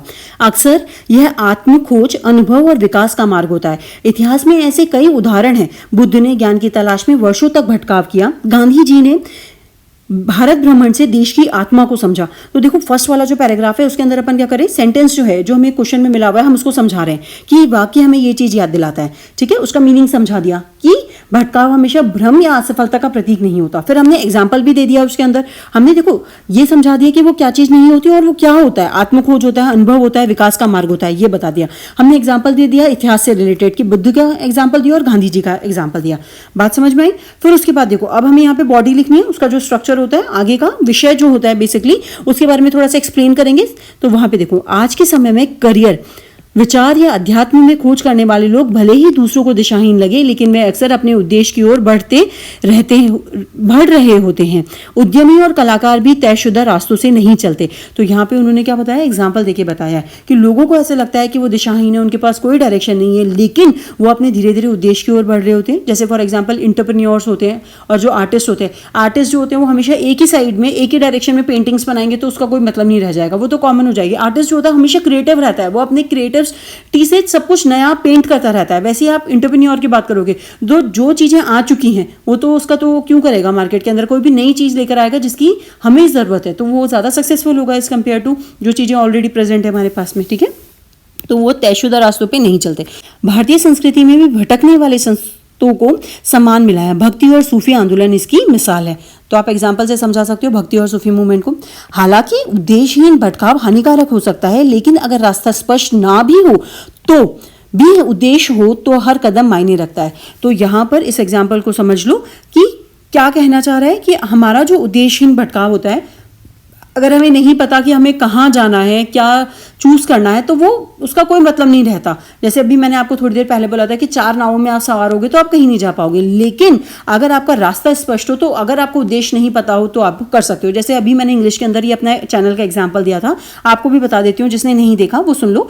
कि मैंने जब ये चैनल बनाया तो मेरे पास ये था कि मैंने जो गलतियां, जब मैं पढ़ रही थी तो मुझे नहीं पता था PYQ कैसे इंपॉर्टेंट होते हैं, मैं PYQ को अपनी प्रिपरेशन के अंदर कैसे हेल्प कर सकती हूँ ताकि मुझे मेरी जो प्रिपरेशन है वो बहुत स्मूथलेस हो जाए, मुझे समझ में आ जाए कि एग्जामिनर के दिमाग में क्या चल रहा है, वो कहाँ से टॉपिक। क्योंकि जब मैं पढ़ना शुरू कर रही थी तो मुझे ये भी नहीं पता था कि टॉपिक, पहली बात तो बुक्स नहीं पता थी, बुक्स कहीं से खोजी, क्योंकि इंटरनेट भी नहीं था, इतना उतना फेमस नहीं था, धीरे धीरे हुआ है ये तो। फिर उसके टाइम पे मुझे ये भी चीज़ नहीं पता थी कि बुक्स ये है पढ़नी है, तो बुक्स भी बहुत सारी मल्टीपल है, बेस्ट बुक कौन सी है, अब बेस्ट बुक कौन सी है, या फिर कहाँ से कौन सा टॉपिक इंपॉर्टेंट है ये छोड़ दूँ क्या एग्जाम के लिए, या फिर ये प्रिपेयर कर लूँगा, ये सब चीज़ें का कौन बताता है, PYQ। तो यहाँ पे मेरा उद्देश्य क्या था इस चैनल को बनाने का, जो मुझे चीज़ें नहीं पता थी वो मैं आप सबको बता सकूं। तो यहाँ पर हमारा रास्ता, मुझे नहीं पता, मेरा कोई टारगेट ऐसा नहीं है कि मुझे 10 मिलियन करने या फिर 1 मिलियन सब्सक्राइबर करने। मेरा टारगेट, मुझे सिर्फ इतना पता है कि मेरा उद्देश्य ये है कि मुझे आपको मदद करनी है कि पेपर को कैसे आप अपना स्कोर बढ़ा सकते हो, प्रीवियस जो क्वेश्चंस पूछेगा उनको आप हेल्प लेके आप कैसे आगे बढ़ सकते हो। मैंने जितने भी क्वेश्चंस करवाए उसमें प्रीवियस ईयर करवाए, मैंने आपको कुछ भी फालतू की बात नहीं बताई कि आप ये करके चले जाना, ये टॉपिक बहुत इंपॉर्टेंट होता है। मेरा सारा चीज़ों जो थी, मैंने जितनी भी चीज़ें आपको बताई वो फैक्ट पे बेस्ड बताई हैं। तो यहाँ पे आपका जो अगर रास्ता, मुझे नहीं पता आगे क्या होगा, मैं कितने वीडियोज़ बना पाऊंगी, लेकिन जब तक मेरे को पता है, मेरा उद्देश्य पता है कि मुझे हाँ थोड़ी सी हेल्प करनी है स्टूडेंट्स की, जो प्रॉब्लम्स मैंने फेस करी मैं नहीं चाहती कि कोई और फेस करे, क्योंकि उससे बहुत टाइम वेस्ट होता है। हम बहुत पीछे चले जाते हैं उन लोगों से जिनके पास ये प्रिविलेज होती है, जिनके पास बहुत पैसा होता है, ठीक है, तो उन लोगों से बहुत पीछे चले जाते हैं। तो मैं चाहती हूं कि वो हमारे, अगर हम किसी भी चीज़ को पाना चाहते हैं तो मेरे जैसे जो लोग हैं उनको ये चीज़ दिक्कत ना करे। तो इसीलिए यहाँ पे मेरा उद्देश्य है, लेकिन मुझे नहीं पता कि ये चैनल कहाँ तक जाएगा और मैं कितने वीडियोस करूँगी। मैं कोशिश करूँगी, मैंने जितना बोला है उतना तो मैं करूँगी। फिर उसके बाद यहाँ पे देखो, जब आप कंक्लूजन दोगे तो आप कैसे लिखा है इसमें, देखो, अंत में भटकना कमजोरी नहीं परिवर्तन की शुरुआत हो सकता है। कमजोरी नहीं, ये बता रहा है कि अंत में, आप भी लिख सकते हो अंत में, ये लिख सकते हो कि इस निबंध में हम ये कह सकते हैं कि अंत में, इस निबंध में हम ये पता लगा सकते हैं, या फिर इस निबंध के द्वारा हम ये कह सकते हैं, ऐसे आप एंड कर सकते हो, ठीक है। भटकना कमजोरी नहीं परिवर्तन की शुरुआत हो सकता है। एक सच्चा खोजी भले ही खोया हुआ दिखे, लेकिन वह सत्य की ओर बढ़ रहा होता है। तो यहाँ पे देखो, ये नेगेटिव भी बता रहे हैं कि आपको लगेगा कि वो खोया हुआ है, लेकिन वो पॉजिटिव बोल रहा है कि वो हमेशा किसकी तरफ बढ़ रहा होता है, सत्य की ओर बढ़ रहा होता है, वो ट्रुथ की ओर बढ़ रहा होता है, वो पॉजिटिव डायरेक्शन में जा रहा होता है। तो बात समझ में आई। देखो यहाँ पे मैंने आपको बहुत टेलर मेड, बहुत प्रिसाइज में बताया है हिंदी और इंग्लिश के अंदर। तो यहाँ पे ऐसे आप बस सुन लो मेरी बात, क्योंकि आप जब ये सुन लोगे ना तो आपको ऐसे लिखने में हेल्प मिलेगी। मैंने कैसे ऐसे लिखना शुरू करा था मैं बता चुकी हूँ। मैं टॉपर्स की कॉपीज पढ़ के लिखती थी, जो उनकी कॉपीज जो अवेलेबल है। अब यहाँ पे एक वीडियो में आपको इतना सब कुछ मिल रहा है तो आप यहाँ कर लो, या फिर किसी अच्छे ने समझाया हो मुझसे भी बेटर तो आप वहाँ देख लो। मैं कभी भी नहीं बोलती कि सिर्फ हम मेरी ही वीडियोस को प्रेफर करो, आपको जहाँ से बेटर लग रहा है आपको करो, लेकिन आप एक बार थोड़ा सा देख लोगे तो आपको माइंड में स्ट्रक्चर फ्रेम होने लग जाएगा कि हमें इस डायरेक्शन में ऐसे सेंटेंस को फॉर्मेशन करना है, ऐसे ऐसे को लिखना है, उसमें कनेक्टिंग वर्ड्स ऐसे लगाने हैं। जैसे देखो यहाँ पे लिखा हुआ है अंत में, कनेक्ट हो रहा है। फिर यहाँ पे देखो हालांकि, तो ये बता रहा है कि पॉजिटिव, ये सारी चीज़ें तो है लेकिन हालांकि ऐसी भी चीज़ है। तो ऐसे कनेक्टिंग वर्ड्स वगैरह आपको प्रैक्टिस। फिलोसफिकल ऐसे देख लिया, फिलोसफिकल ऐसे अपन को कैसे अटेम्प्ट करना है मैंने एक एग्जांपल से भी समझा दिया, वैसे भी समझा दिया, पीडीएफ भी दे दूंगी तो आपको पूरा ये काम हो जाएगा। फिलोसफिकल का समझ में आ गया होगा कि कैसे लिखना है आपको। अब थोड़ा सा टॉपिक पे बेस्ड जो ऐसे होते हैं उनको भी थोड़ा सा देख लो। एक एग्जांपल 2024 में पूछा गया था, उसके बेसिस पे आपको बता रही हूँ, समझाऊंगी, और फिर उसके बाद हम देख लेंगे हिंदी और इंग्लिश के अंदर एग्जाम्पल, फिर आगे बढ़ेंगे अपन रिपोर्ट और आर्ग्यूमेंट पर। तो आप सबसे पहले देखो यहाँ पर 2024 के अंदर ऐसे पूछा गया था, वो पूछा गया था डिजिटल इकोनॉमी चैलेंजेस और अपॉर्चुनिटीज, उस पर है। तो आप देखो सबसे पहले यहाँ पे मैंने हिंदी और इंग्लिश के अंदर दोनों में लिख दिया है, तो मुझे बार बार बताने नहीं पड़ेगा अलग से। सबसे पहले देखो, आप हमेशा इसमें टॉपिक वाला जो ऐसे आ रहा है उसके अंदर आप इंट्रोडक्शन दोगे। जैसे इंट्रोडक्शन में देखो डिफाइन करोगे आप डिजिटल इकोनॉमी को, उसकी रिलेवेंस बताओगे मॉडर्न वर्ल्ड के अंदर, डिजिटल अर्थव्यवस्था की परिभाषा दें और आज के युग में इसकी महत्ता को समझाएंगे। मैं अभी एग्जांपल भी बताऊंगी, वहां पे अपन देखेंगे। फिर देखो जैसे एग्जांपल क्या देना है, the digital economy refers to the economic activities based on the digital technologies like internet, mobile phones, mobile apps and AI. It plays a vital role, vital होता है बहुत ज्यादा important, in transforming economic and empowering women, empowering people. Digital अर्थव्यवस्था उन आर्थिक गतिविधियों को कहते हैं जो इंटरनेट, मोबाइल ऐप्स और कृत्रिम बुद्धिमत्ता जैसे डिजिटल तकनीकों पर आधारित होती हैं। यह अर्थव्यवस्थाओं को बदलने और लोगों को सशक्त बनाने में महत्वपूर्ण भूमिका निभाती हैं। तो ये बात समझ में हो जाएगी। इंट्रोडक्शन दे दिया, बता दिया क्या चीज होती है और ये कैसे इंपॉर्टेंस प्ले रोल जो होता है इसका वो कैसे प्ले करा जाता है वो चीज बता दी। फिर उसके बाद आप जो स्ट्रक्चर होता है उसके अंदर लिखोगे अपॉर्चुनिटीज, क्योंकि उन्होंने अपॉर्चुनिटीज और चैलेंज दो चीजों के बारे में पूछा है। तो यहाँ पे आप अपॉर्चुनिटीज को पहले लोगे, फिर उसके बाद चैलेंज पे जाओगे। तो अपॉर्चुनिटीज में आप बताओगे greater markets, access for small businesses, rise of the gig worker and freelancing, financial inclusion through digital payments, better governance by digital platform।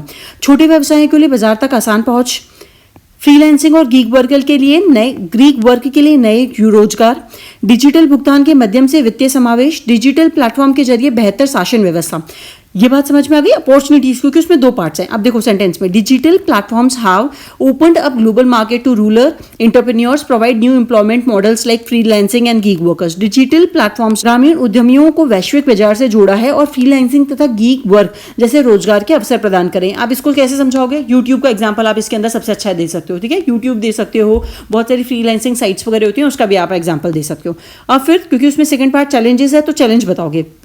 Digital divide between rich and poor, cyber security threat और data privacy issue, job losses due to automation, market monopoly by big tech companies, अमीर और गरीब के बीच digital अंतर, cyber सुरक्षा और data गोपनीयता की समस्याएं, ऑटोमेशन के कारण नौकरियों का संकट, बड़ी तकनीकी कंपनियों का बाजार पर एक अधिकार। ये समझा दिया। अब इसका एग्जांपल देख लो, डिस्पाइट इट्स बेनिफिट, क्योंकि आपने उस आगे वाले पैराग्राफ के अंदर आपने उसकी अपॉर्चुनिटीज बताई हैं, तो आप कैसे लिखोगे? डिस्पाइट इट्स बेनिफिट्स, इसके लाभों के बावजूद, क्योंकि आप सेकंड पैराग्राफ में उसके चैलेंजेस बता रहे हो, नेगेटिव पॉइंट्स बता रहे हो। पॉजिटिव पॉइंट्स होने के बावजूद उसमें कुछ नेगेटिव पॉइंट्स हैं, आप ऐसे इसको कनेक्ट करोगे। डिस्पाइट इट्स बेनिफिट्स, इनके लाभों के बावजूद the digital economy suffer from unequal access and a growing concern over data misuse and cyber fraud. Digital अर्थव्यवस्था में असमान पहुंच और डेटा के दुरुपयोग व साइबर धोखाधड़ी जैसी समस्या हैं। फिर ये पूरा एक्सप्लेन करना, अभी आगे देखेंगे अपन इसको। फिर कंक्लूजन 30 से 40 शब्द में होना चाहिए इंग्लिश में। समराइज करना है आपको, potential of the digital economy and stress the needs for inclusive growth, digital literacy and regulation. Digital अर्थव्यवस्था की संभावना का सार प्रस्तुत करें और संवेशी विकास, डिजिटल साक्षरता और नियमन की आवश्यकता पर बल दें। Example, to ensure inclusive growth we must bridge the digital divide and invest in infrastructure and education. समावेशी विकास सुनिश्चित करने के लिए हम डिजिटल अंतर को पाटना होगा और अवसंरचना तथा शिक्षा में निवेश करना होगा। ये सारी चीजें। तो मेरी बात समझ में आ गई आप लोगों को? आप इसमें नॉर्मली जो दो एस्पेक्ट्स पूछे हुए हैं उनके बारे में बताना होता है। तो ये वाला तो आपको टॉपिक, अब देखो जैसे यहाँ पे डिजिटल है तो आप बहुत सारे एग्जांपल दे सकते हो, कंप्यूटर का दे सकते हो, एआई का दे सकते हो, फेक वीडियोस का भी दे सकते हो, कोई ऐसा हुआ हो पेगासस वायरस का भी दे सकते हो, कि इसके आपके पास बहुत बतेरे एग्जाम्पल्स होंगे इस चीज़ के ना, तो आप वो सारी चीज़ें दे सकते हो। अब यहाँ पे इसका थोड़ा सा अपन एग्जाम्पल भी देख लेते हैं। मैं आपको शॉर्ट में समझाने की कोशिश करती हूँ। इसको बहुत बड़ा लिखा हुआ है तो इसको थोड़ा सा शॉर्ट में करेंगे। मुझे सारी चीज़ें इंक्लूड करनी थी इसलिए मैंने इसको इतना बड़ा लिख रखा है। इसको अपनी लैंग्वेज में लिखा था, फिर उसको थोड़ा सा मॉडिफाइड करवा दिया। अब देखो यहाँ पे digital economy refers to economic activities that are based on digital technologies, especially the internet. It includes sectors like e-commerce, online banking, digital payment, artificial intelligence and cloud computing. The rise of smartphone, affordable internet and digital platforms has revolutionized how people work, shop, learn and communicate. In developing countries like India, the digital economy has opened new doors for inclusive growth and innovation. तो यहाँ पे इसका introduction हो गया। Digital economy क्या क्या चीज़ें होती हैं, इसने क्या करे हैं, कौन से डोर्स ओपन करे, हम आजकल डिजिटल इकोनॉमी का किस चीज़ में यूज़ कर रहे हैं, सारी चीज़ें उसने बता दी। ठीक है। One of the key opportunities of the digital economy is the greater access. It allows even smaller business and individuals in rural areas to connect with national and global markets. Digital platforms create new forms of employment such as gig works and freelancings. Initiatives like Digital India, UPI and online education have expanded access to service and reduced dependency on traditional systems. Moreover, digital governance has improve transparency and efficiency in public services. तो यहाँ पर ये opportunities मिली है हमें, तो यहाँ पे positive चीज़ें बता दी, सारी अपॉर्चुनिटीज़ बता दी, क्या क्या अपॉर्चुनिटीज़ है. फिर नेक्स्ट देखो, हाउएवर पॉजिटिव बता दिया, अब हमें नेगेटिव भी बताना पड़ेगा. However, the digital economy also faces several challenges. A major concern is the digital divide, lack of internet access and digital skills among rural and underprivileged communities.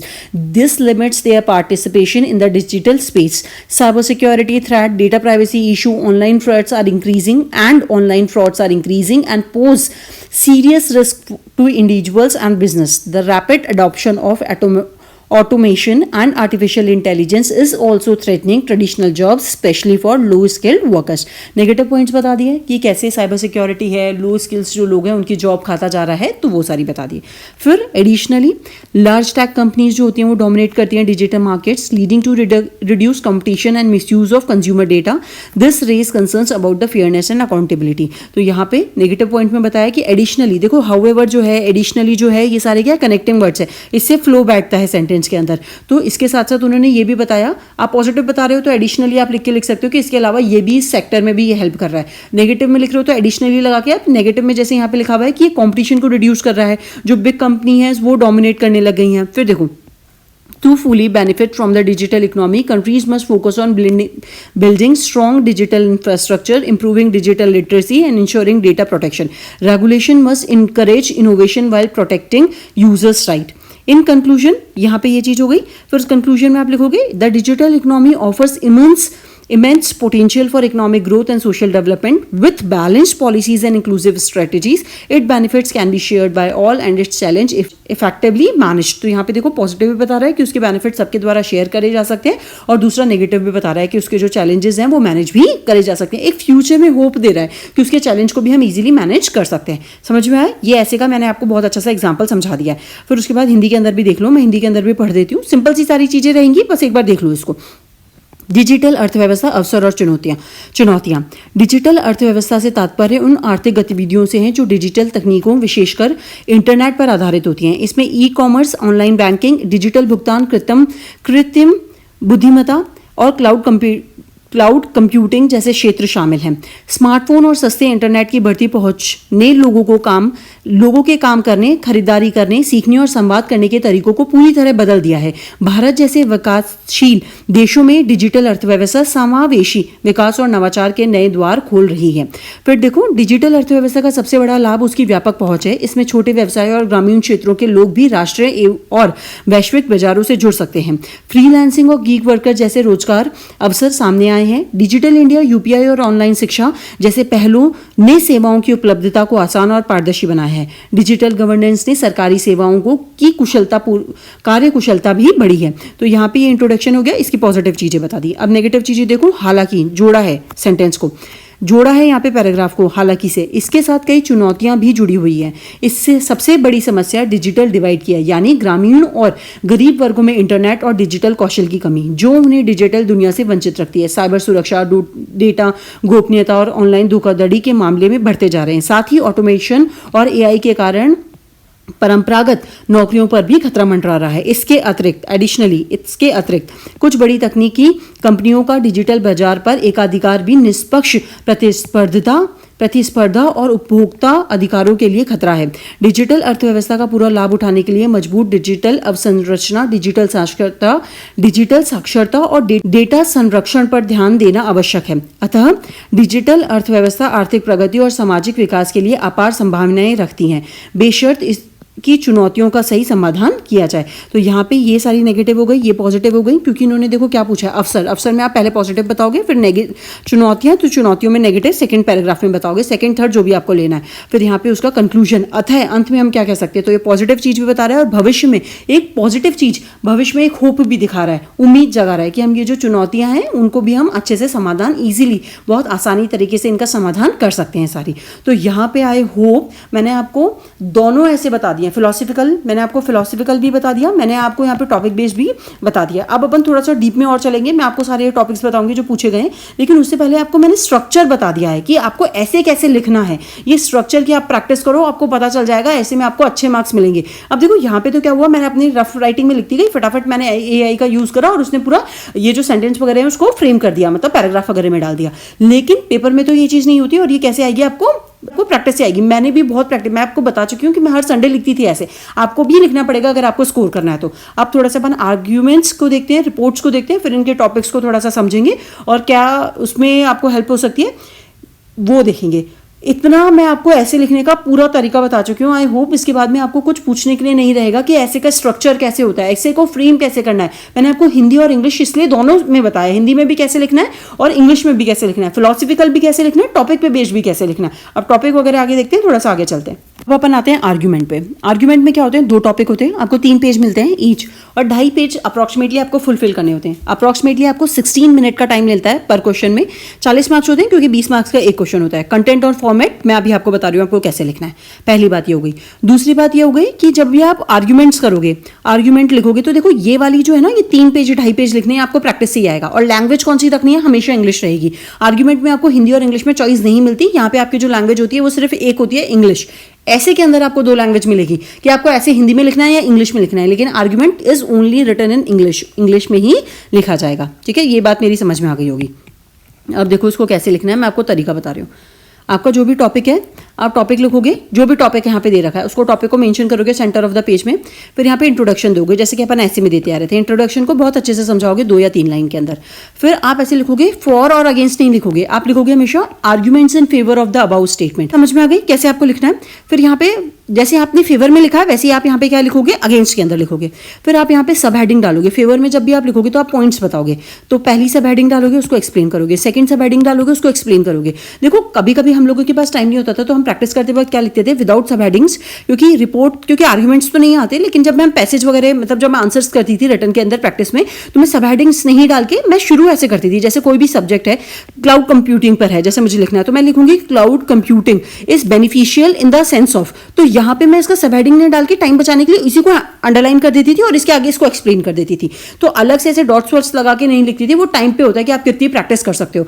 तो वहां पे आपको अगर सब हेडिंग डालने का टाइम है तो लिख दो, और अगर नहीं है प्रैक्टिस, मतलब आप प्रैक्टिस में आपको सपोज आपको पेपर में टाइम नहीं मिल पा रहा, आपको थोड़ा सा टाइम लग गया, तो आप क्या करोगे, सिंपल सेंटेंस शुरुआत करना और जो आपकी सब हेडिंग है, जो पॉइंट है, उसको आप अंडरलाइन कर देना, हाईलाइट कर देना। ठीक है, उसको एक्सप्लेन करना है। ऐसे ही आपको 5 या 6 सब पॉइंट्स लिखने हैं और उनको एक्सप्लेन करना है। आर्ग्यूमेंट आपने लिखे, यहाँ पे एक्सप्लेन कर दिया। फिर उसके बाद आप क्या करोगे, लिखोगे एन आर्ग्यूमेंट। यहाँ पे भी एन लगा सकते हो ग्रामेटिकल करेक्ट करने के लिए। An argument in favour of, यहाँ पे लिखोगे an argument against the about statement. तो आर्ग्यूमेंट जब आप अगेंस्ट में बोलोगे तो वही चीज सेम फॉलो करोगे जो आपने फेवर में करी है। सब हेडिंग दोगे, अंडरलाइन कर देना, इसको हाईलाइट कर देना अगर करना चाहते हो, तो वो हाईलाइट होकर दिखता है, एकदम से नोटिस में आ जाता है। तो एक्सप्लेन करोगे, वैसे ही सेम पॉइंट लिखोगे। कंक्लूजन के अंदर आप वही करोगे, कंक्लूजन नहीं लिखना, in the end we concluded that, आप ऐसे लिख सकते हो। ठीक है, लेकिन कंक्लूजन ये शब्द नहीं लिखना। यहाँ पे जो मैंने चीजें हाईलाइट करी है वो तो आपको लिखना है, टॉपिक जो होगा आपको वो भी लिखना है। ये इंट्रोडक्शन भी नहीं लिखना, आपको सिर्फ एक्सप्लेन करना है, इंट्रोडक्शन देना है। लेकिन यहाँ पे कंक्लूजन नहीं लिखना, आपको बस इतना लिखना है कि in the end we conclude that, positive और नेगेटिव एक्सपेक्ट में बात करनी है। पहला तो आर्ग्यूमेंट ऐसे हो गया। अब आर्ग्यूमेंट देखो, मैं यहाँ पे इसको एग्जाम्पल के थ्रू आपको समझा रही हूँ, इसको समझना और फिर इसको इंप्लीमेंट करना पेपर के टाइम पे। और देखो यहाँ पे मैं आर्ग्यूमेंट का आपको एक एग्जांपल समझा रही हूँ, उस एग्जांपल को समझो। हाउसवर्क इज अनपेड लेबर, ये प्रीवियस ईयर्स के अंदर कोई टॉपिक आया था आर्ग्यूमेंट में, मैंने उसी को उठाया, उसी को समझा रही हूँ। इंट्रोडक्शन आप दे देना, हाउसवर्क क्या होता है। छोटे छोटे काम होते हैं, जैसे घर में झाड़ू करना, पोछा लगाना, खाना बनाना अपनी फैमिली मेंबर्स के लिए, थोड़ा सा घर का सामान करना, सफाई कर देना, उसका सामान लेकर आ जाना, ये छोटे मोटे हाउस होल्ड के वर्क्स होते हैं। ठीक है, बच्चों को छोटा सा, जो अगर छोटे चाइल्ड्स हैं तो उनको ट्यूशन पढ़ा देना। ठीक है, अपने जो पेरेंट्स हैं, इन लॉज हैं, उनकी देखभाल करना, तो ये सारे हाउस होल्ड वर्क के अंदर आते हैं, हाउस वर्क के अंदर आते हैं, जो कि अनपेड लेबर है। ठीक है, कभी भी आपने देखा है कि आपने अपने घर में कभी किसी को देखा है कि अगर वो खाना बना के दे रही है आपकी मदर, तो उनको पैसे मिल रहे हो? आपके जो दादा दादी हैं या फिर इन लॉज हैं, उनकी वो सेवा कर रही हैं, तो उनको पैसे मिल रहे हो? नहीं ना, तो वो अनपेड होता है, उनको पेड नहीं करा जाता। नॉर्मली कुछ घरों में तो उनको अप्रिसिएशन भी नहीं मिलता कि उन्होंने इतना काम करा है। तो यहाँ पे house work is a unpaid labour. तो यहाँ पे आप इंट्रोडक्शन में पहले इसको समझाओगे कि ये चीज क्या है।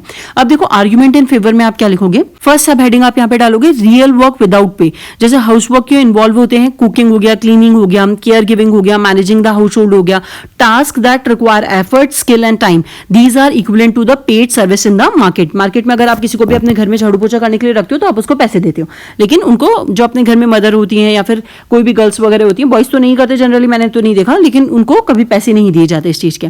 सपोर्ट्स द इकोनॉमी इनडायरेक्टली जो है वो सपोर्ट करे इकोनॉमी को। Unpaid domestic work sustain the formal economy by enabling others, mostly man, to participate in the paid employment. If calculated its value would significantly add to GDP. तो यहाँ पे अगर जो घर की औरत है वो घर के अंदर काम कर रही है, तो आदमी जो है वो तभी वो घर का काम कर रही है, उसको खाना दे रही है, सुबह टाइम उसके घर की सफाई वगैरह कर रही है, तभी वो जाके बाहर कमा सकता है और वो जीडीपी के अंदर इंक्लूड हो रहा है उनका एफर्ट। ठीक है, प्रमोट जेंडर इनइक्वलिटी, ये जेंडर इनइक्वलिटी को प्रमोट करता है, क्योंकि जो औरत होती है या फिर जो फीमेल होती है वो तो घर में रह के काम करेगी, लेकिन जो मेल होगा वो घर पे बाहर जाके काम करेगा। तो the burden of housework falls largely on women, reducing their chance to work outside, earn income and be financially independent. फिर नीड रिकॉग्नाइजेशन, तो though not necessarily monetary payment, housework deserve legal and the social recognition through benefits like pension, insurance और social security. तो obvious सी बात है, उनको recognition की जरूरत है. मैंने जैसे अभी आपको बताया था कितना सारा काम करने के बाद भी हम उनको recognize, उनके काम जो होते हैं वो recognize नहीं करे जाते. मोस्ट ऑफ द फीमेल्स के इंडिया के अंदर आप देखोगे तो शायद ये जो एवरेज निकलेगा जहां पे वुमेन्स जो ये काम करती हैं वो 90% अनपेड जो घर में काम कर रही होती है, हाउस वर्क होती है, हाउस वाइफ्स होती हैं, उनको 90% ऐसी होंगी जिनको रिकॉग्नाइज भी नहीं करा जाता उनके काम के लिए. अब इसके अगेंस्ट में आप क्या बोलोगे? पर्सनल ड्यूटी होती है, ये जॉब नहीं है. House work is often done out of love, care और responsibility within a family, turning it into a paid labour may be commercialise emotional bond. तो ये आप ये बता सकते हो कि एक पर्सनल बॉन्ड है बेसिकली. अगर जो मदर है वो अपने बच्चों का ख्याल रखती है तो वो उनसे प्यार करती है, उनकी केयर करती है, इसलिए वो उनका काम कर रही है. अगर वो अपने इन लॉज को देख रही है तो उनका रिस्पेक्ट करती है, उनकी केयर करती है, इसलिए वो काम कर रही है. ठीक है. इमोशनल, अगर आप इसको भी पेड करने लगोगे तो यहाँ पे जो इमोशंस है उनको भी आप बेचना शुरू कर दोगे. प्रैक्टिकल डिफिकल्टीज है. Measuring and valuing housework in money terms is complicated. Who pays whom, how much, how will performance be evaluated. तो यहाँ पे बोला गया यहाँ पे ऐसा बोला गया एक प्रैक्टिकल डिफिकल्टी है. जैसे आप किस काम को मानोगे कि इसने ये काम अच्छा करा है, इसने ये काम खराब करा है, इस काम के इतने, रोटी बनाने के, एक रोटी बनाने के 5 रुपए मिलेंगे, 10 रोटी बनाने के 50 रुपए मिलेंगे, सब्जी बनाने के लिए 60 रुपए मिलेंगे. तो यहाँ पे मनी के टर्म्स में आप कैसे, ये बहुत कॉम्प्लिकेटेड कॉन्सेप्ट है कि पनीर की सब्जी बनाई तो उसको 200 रुपए मिलेंगे, अगर उसने नॉर्मल आलू की सब्जी बनाई है तो उसे 20 रुपए मिलेंगे. तो एफर्ट्स तो दोनों में ऑलमोस्ट सेम ही लग रहे होते हैं, तो फिर ऐसा डिफरेंस क्यों? तो यहां पर मेजरिंग करना, उसको मनी के टर्म्स में, उसको वैल्यू करना मनी के टर्म्स में, वो थोड़ा सा डिफिकल्ट हो जाए. और कौन किसको पैसा देगा? हस्बैंड अपनी वाइफ को पैसा देगा, या फिर जो इन लॉज हैं वो अपनी वाइफ को, या फिर बच्चे अपनी मदर को उनकी केयर करने के लिए, उनके खाना बनाने के लिए पैसा देंगे. तो क्या, किसके लिए पैसा दिया जाएगा, कौन किसको पैसा देगा, ये भी एक कॉम्प्लिकेशन है. ठीक है. Risk of role fixing. Monetization housework might unintentionally reinforce the idea that is solely a woman's duty, discouraging shared responsibility in the household. ये बात एकदम सही है, 100% सही है कि आपने यहाँ पे रूल को फिक्स कर दिया है कि घर का देखभाल जो है वो औरत ही करेगी. अगर वो आज भी ऑफिस से जा रही है तो वो घर पे आके खाना, ऑफिस से आने के बाद भी वो खाना बनाएगी. ये जो है ये वुमेन के कंधों पे ये ड्यूटी डाल दी गई है. वो डिस्करेज करता है. और अगर कोई इंसान अगर घर में काम कराने लग जाए तो फिर आपको पता है उसको क्या क्या बोला जाता है. ठीक है. तो यहाँ पे अगर कोई मेल बेसिकली अगर वो घर में काम कराने लग जाए तो नॉर्मली उसको क्या क्या बोला जाता है आप लोगों को भी ये पता होगा. फिर उसका जो मैनेज्म है, जो उसका मर्द बना है वो खत्म होने लग जाता है ना. फिर यहाँ पे देखो, अंडरमाइंस म्यूचुअल सपोर्ट. मैरिज और a family is based on the mutual contribution, introducing money into it may be distorted the spirit of partnership and equality. तो अगर आप उसके अंदर पैसा लेकर आ जाओगे तो यहाँ पे जो म्यूचुअल कंट्रीब्यूशन हो रहा है, आदमी जो मैन है वो कमा के दे रहा है अपनी वाइफ को पूरे घर खर्च के लिए, उसको वो पैसे मिल रहे हैं, उसके अपोजिट में वो उसकी केयर कर रही है, उसके घर की केयर कर रही है, उनके बच्चों की केयर कर रही है, अपने बच्चों की केयर कर रही है. तो यहाँ पे एक म्यूचुअल जो है अंडरस्टैंडिंग चल रही है. तो अगर आप इसको भी मोनेटाइज करने लगोगे तो ये चीज खत्म हो जाएगी. तो यहाँ पे आपने देखा आर्ग्यूमेंट में इन्होंने यहाँ पे 4 पॉइंट्स हैं, यहाँ पे भी 4 पॉइंट्स हैं, तो उन्होंने अगेंस्ट में और फेवर में बात करी. फिर देखो कंक्लूजन में क्या है. Housework is undoubtedly valuable labor. While monetizing it poses challenges, recognize its worth through policy support, awareness and shared responsibility is essential for building an equal society.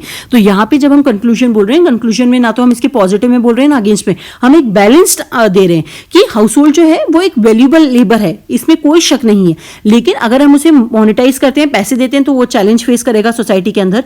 आप लोगों ने अभी देखा भी होगा कि फीमेल्स वगैरह के बहुत केसेस हैं. एक तो ड्रम वाला केस जो बहुत फेमस हुआ था, वो नीले ड्रम वाला केस था. तो बहुत सारी चीजें हैं जो चैलेंज को फेस करेगा अगर पैसे देने लग जाओगे. तो अभी ऐसा केस है वो बहुत एस्केलेट हो सकता है.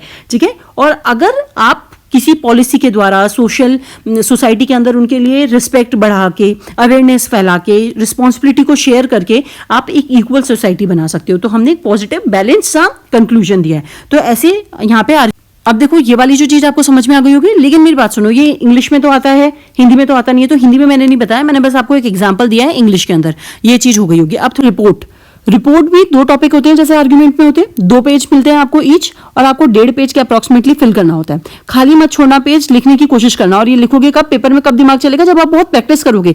फिक्स कर लो कि एवरी सैटरडे एंड संडे आपको रिपोर्ट राइटिंग, आर्ग्यूमेंट और ऐसे करना ही है. टाइम कम है, अभी मैं वापस से बोल रही हूँ, टाइम कम है, थोड़ा सा 2-3 महीने है. लेकिन अगर जो 2026 के लिए प्रिपेयर कर रहे हैं, 27 के लिए, उनके पास तो बहुत टाइम है.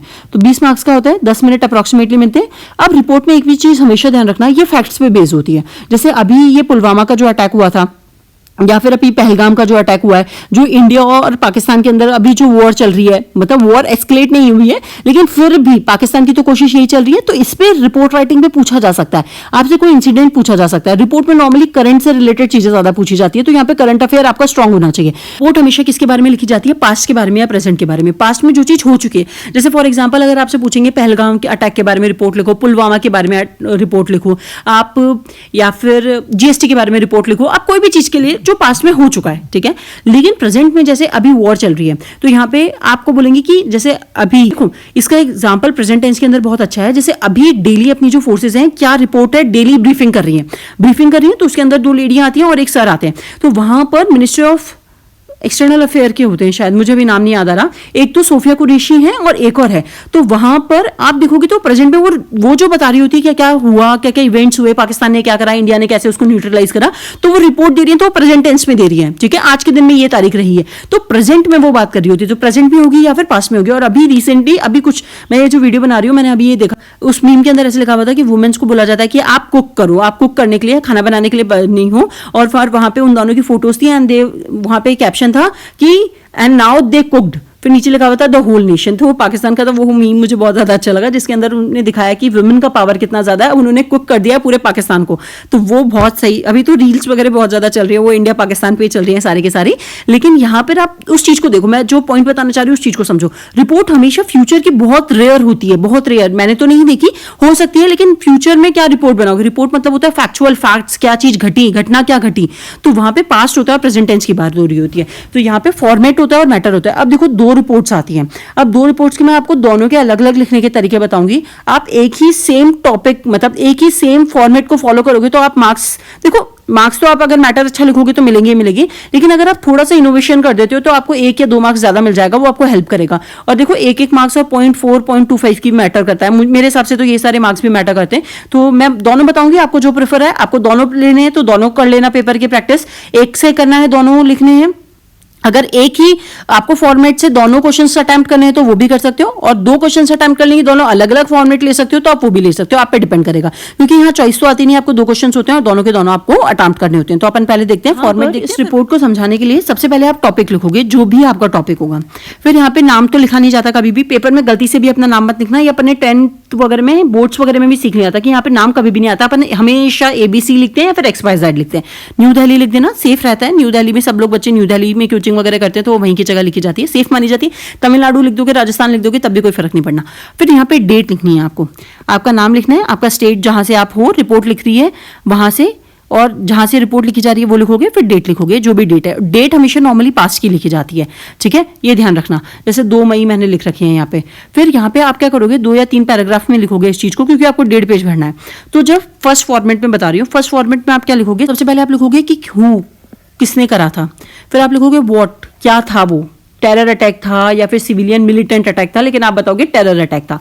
फिर आप बताओगे व्हेन, वो कब हुआ, तो आप उसकी डेट बताओगे। वेयर, तो आप बताओगे पहलगाम में हुआ था। और टूरिस्ट कितने घायल हुए, ये सारी चीजें बताओगे। ये इंट्रोडक्शन होता है। फिर सेकंड पैराग्राफ में जब आप आओगे तो आप लिखोगे हाउ, कैसे हुआ, तो वो आप बताओगे कि वो जंगल के रास्ते से भाग कर आए थे।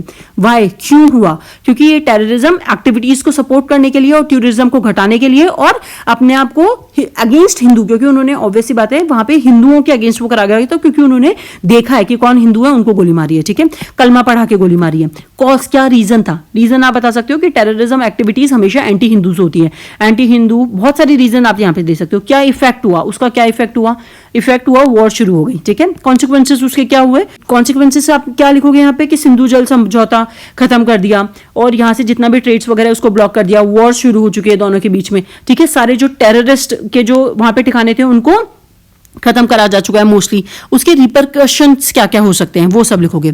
फिर आप देखो उसके बाद थर्ड आप लिखोगे, थर्ड में क्या रिएक्शन हुआ, पब्लिक का क्या रिएक्शन हुआ, इंडियंस पब्लिक का क्या रिएक्शन हुआ, वर्ल्ड का क्या रिएक्शन हुआ, गवर्नमेंट ने क्या स्टेप्स लिए, गवर्नमेंट के स्टेप्स में आप बताओगे वो सिंधु जल समझौता वगैरह, ठीक है, उसका क्या सॉल्यूशन। अब इसका सॉल्यूशन क्या है कि ये फ्यूचर में वापस से रिपीट ना हो, एक्टिविटीज क्या क्या करी गई हैं, एक्सपर्ट्स के ओपिनियन क्या है, अगर वॉर हो जाती है, वॉर्स जो चल रही हैं, ये जो कंटिन्यू वॉर चल रही है, तो ये कब खत्म होगी, एक्सपर्ट्स क्या बोल रहे हैं। पाकिस्तान तो वैसे 4-5-10 दिन में बोल रहा है, लेकिन देखो यूक्रेन के बारे में भी ऐसे ही बोला जा रहा था कि यूक्रेन भी बहुत जल्दी इतना टिक नहीं पाएगा रशिया, लेकिन अभी कितने साल, 2 साल हो गए, 2-2.5 साल हो गए, यूक्रेन अभी भी लड़ रहा है रशिया से।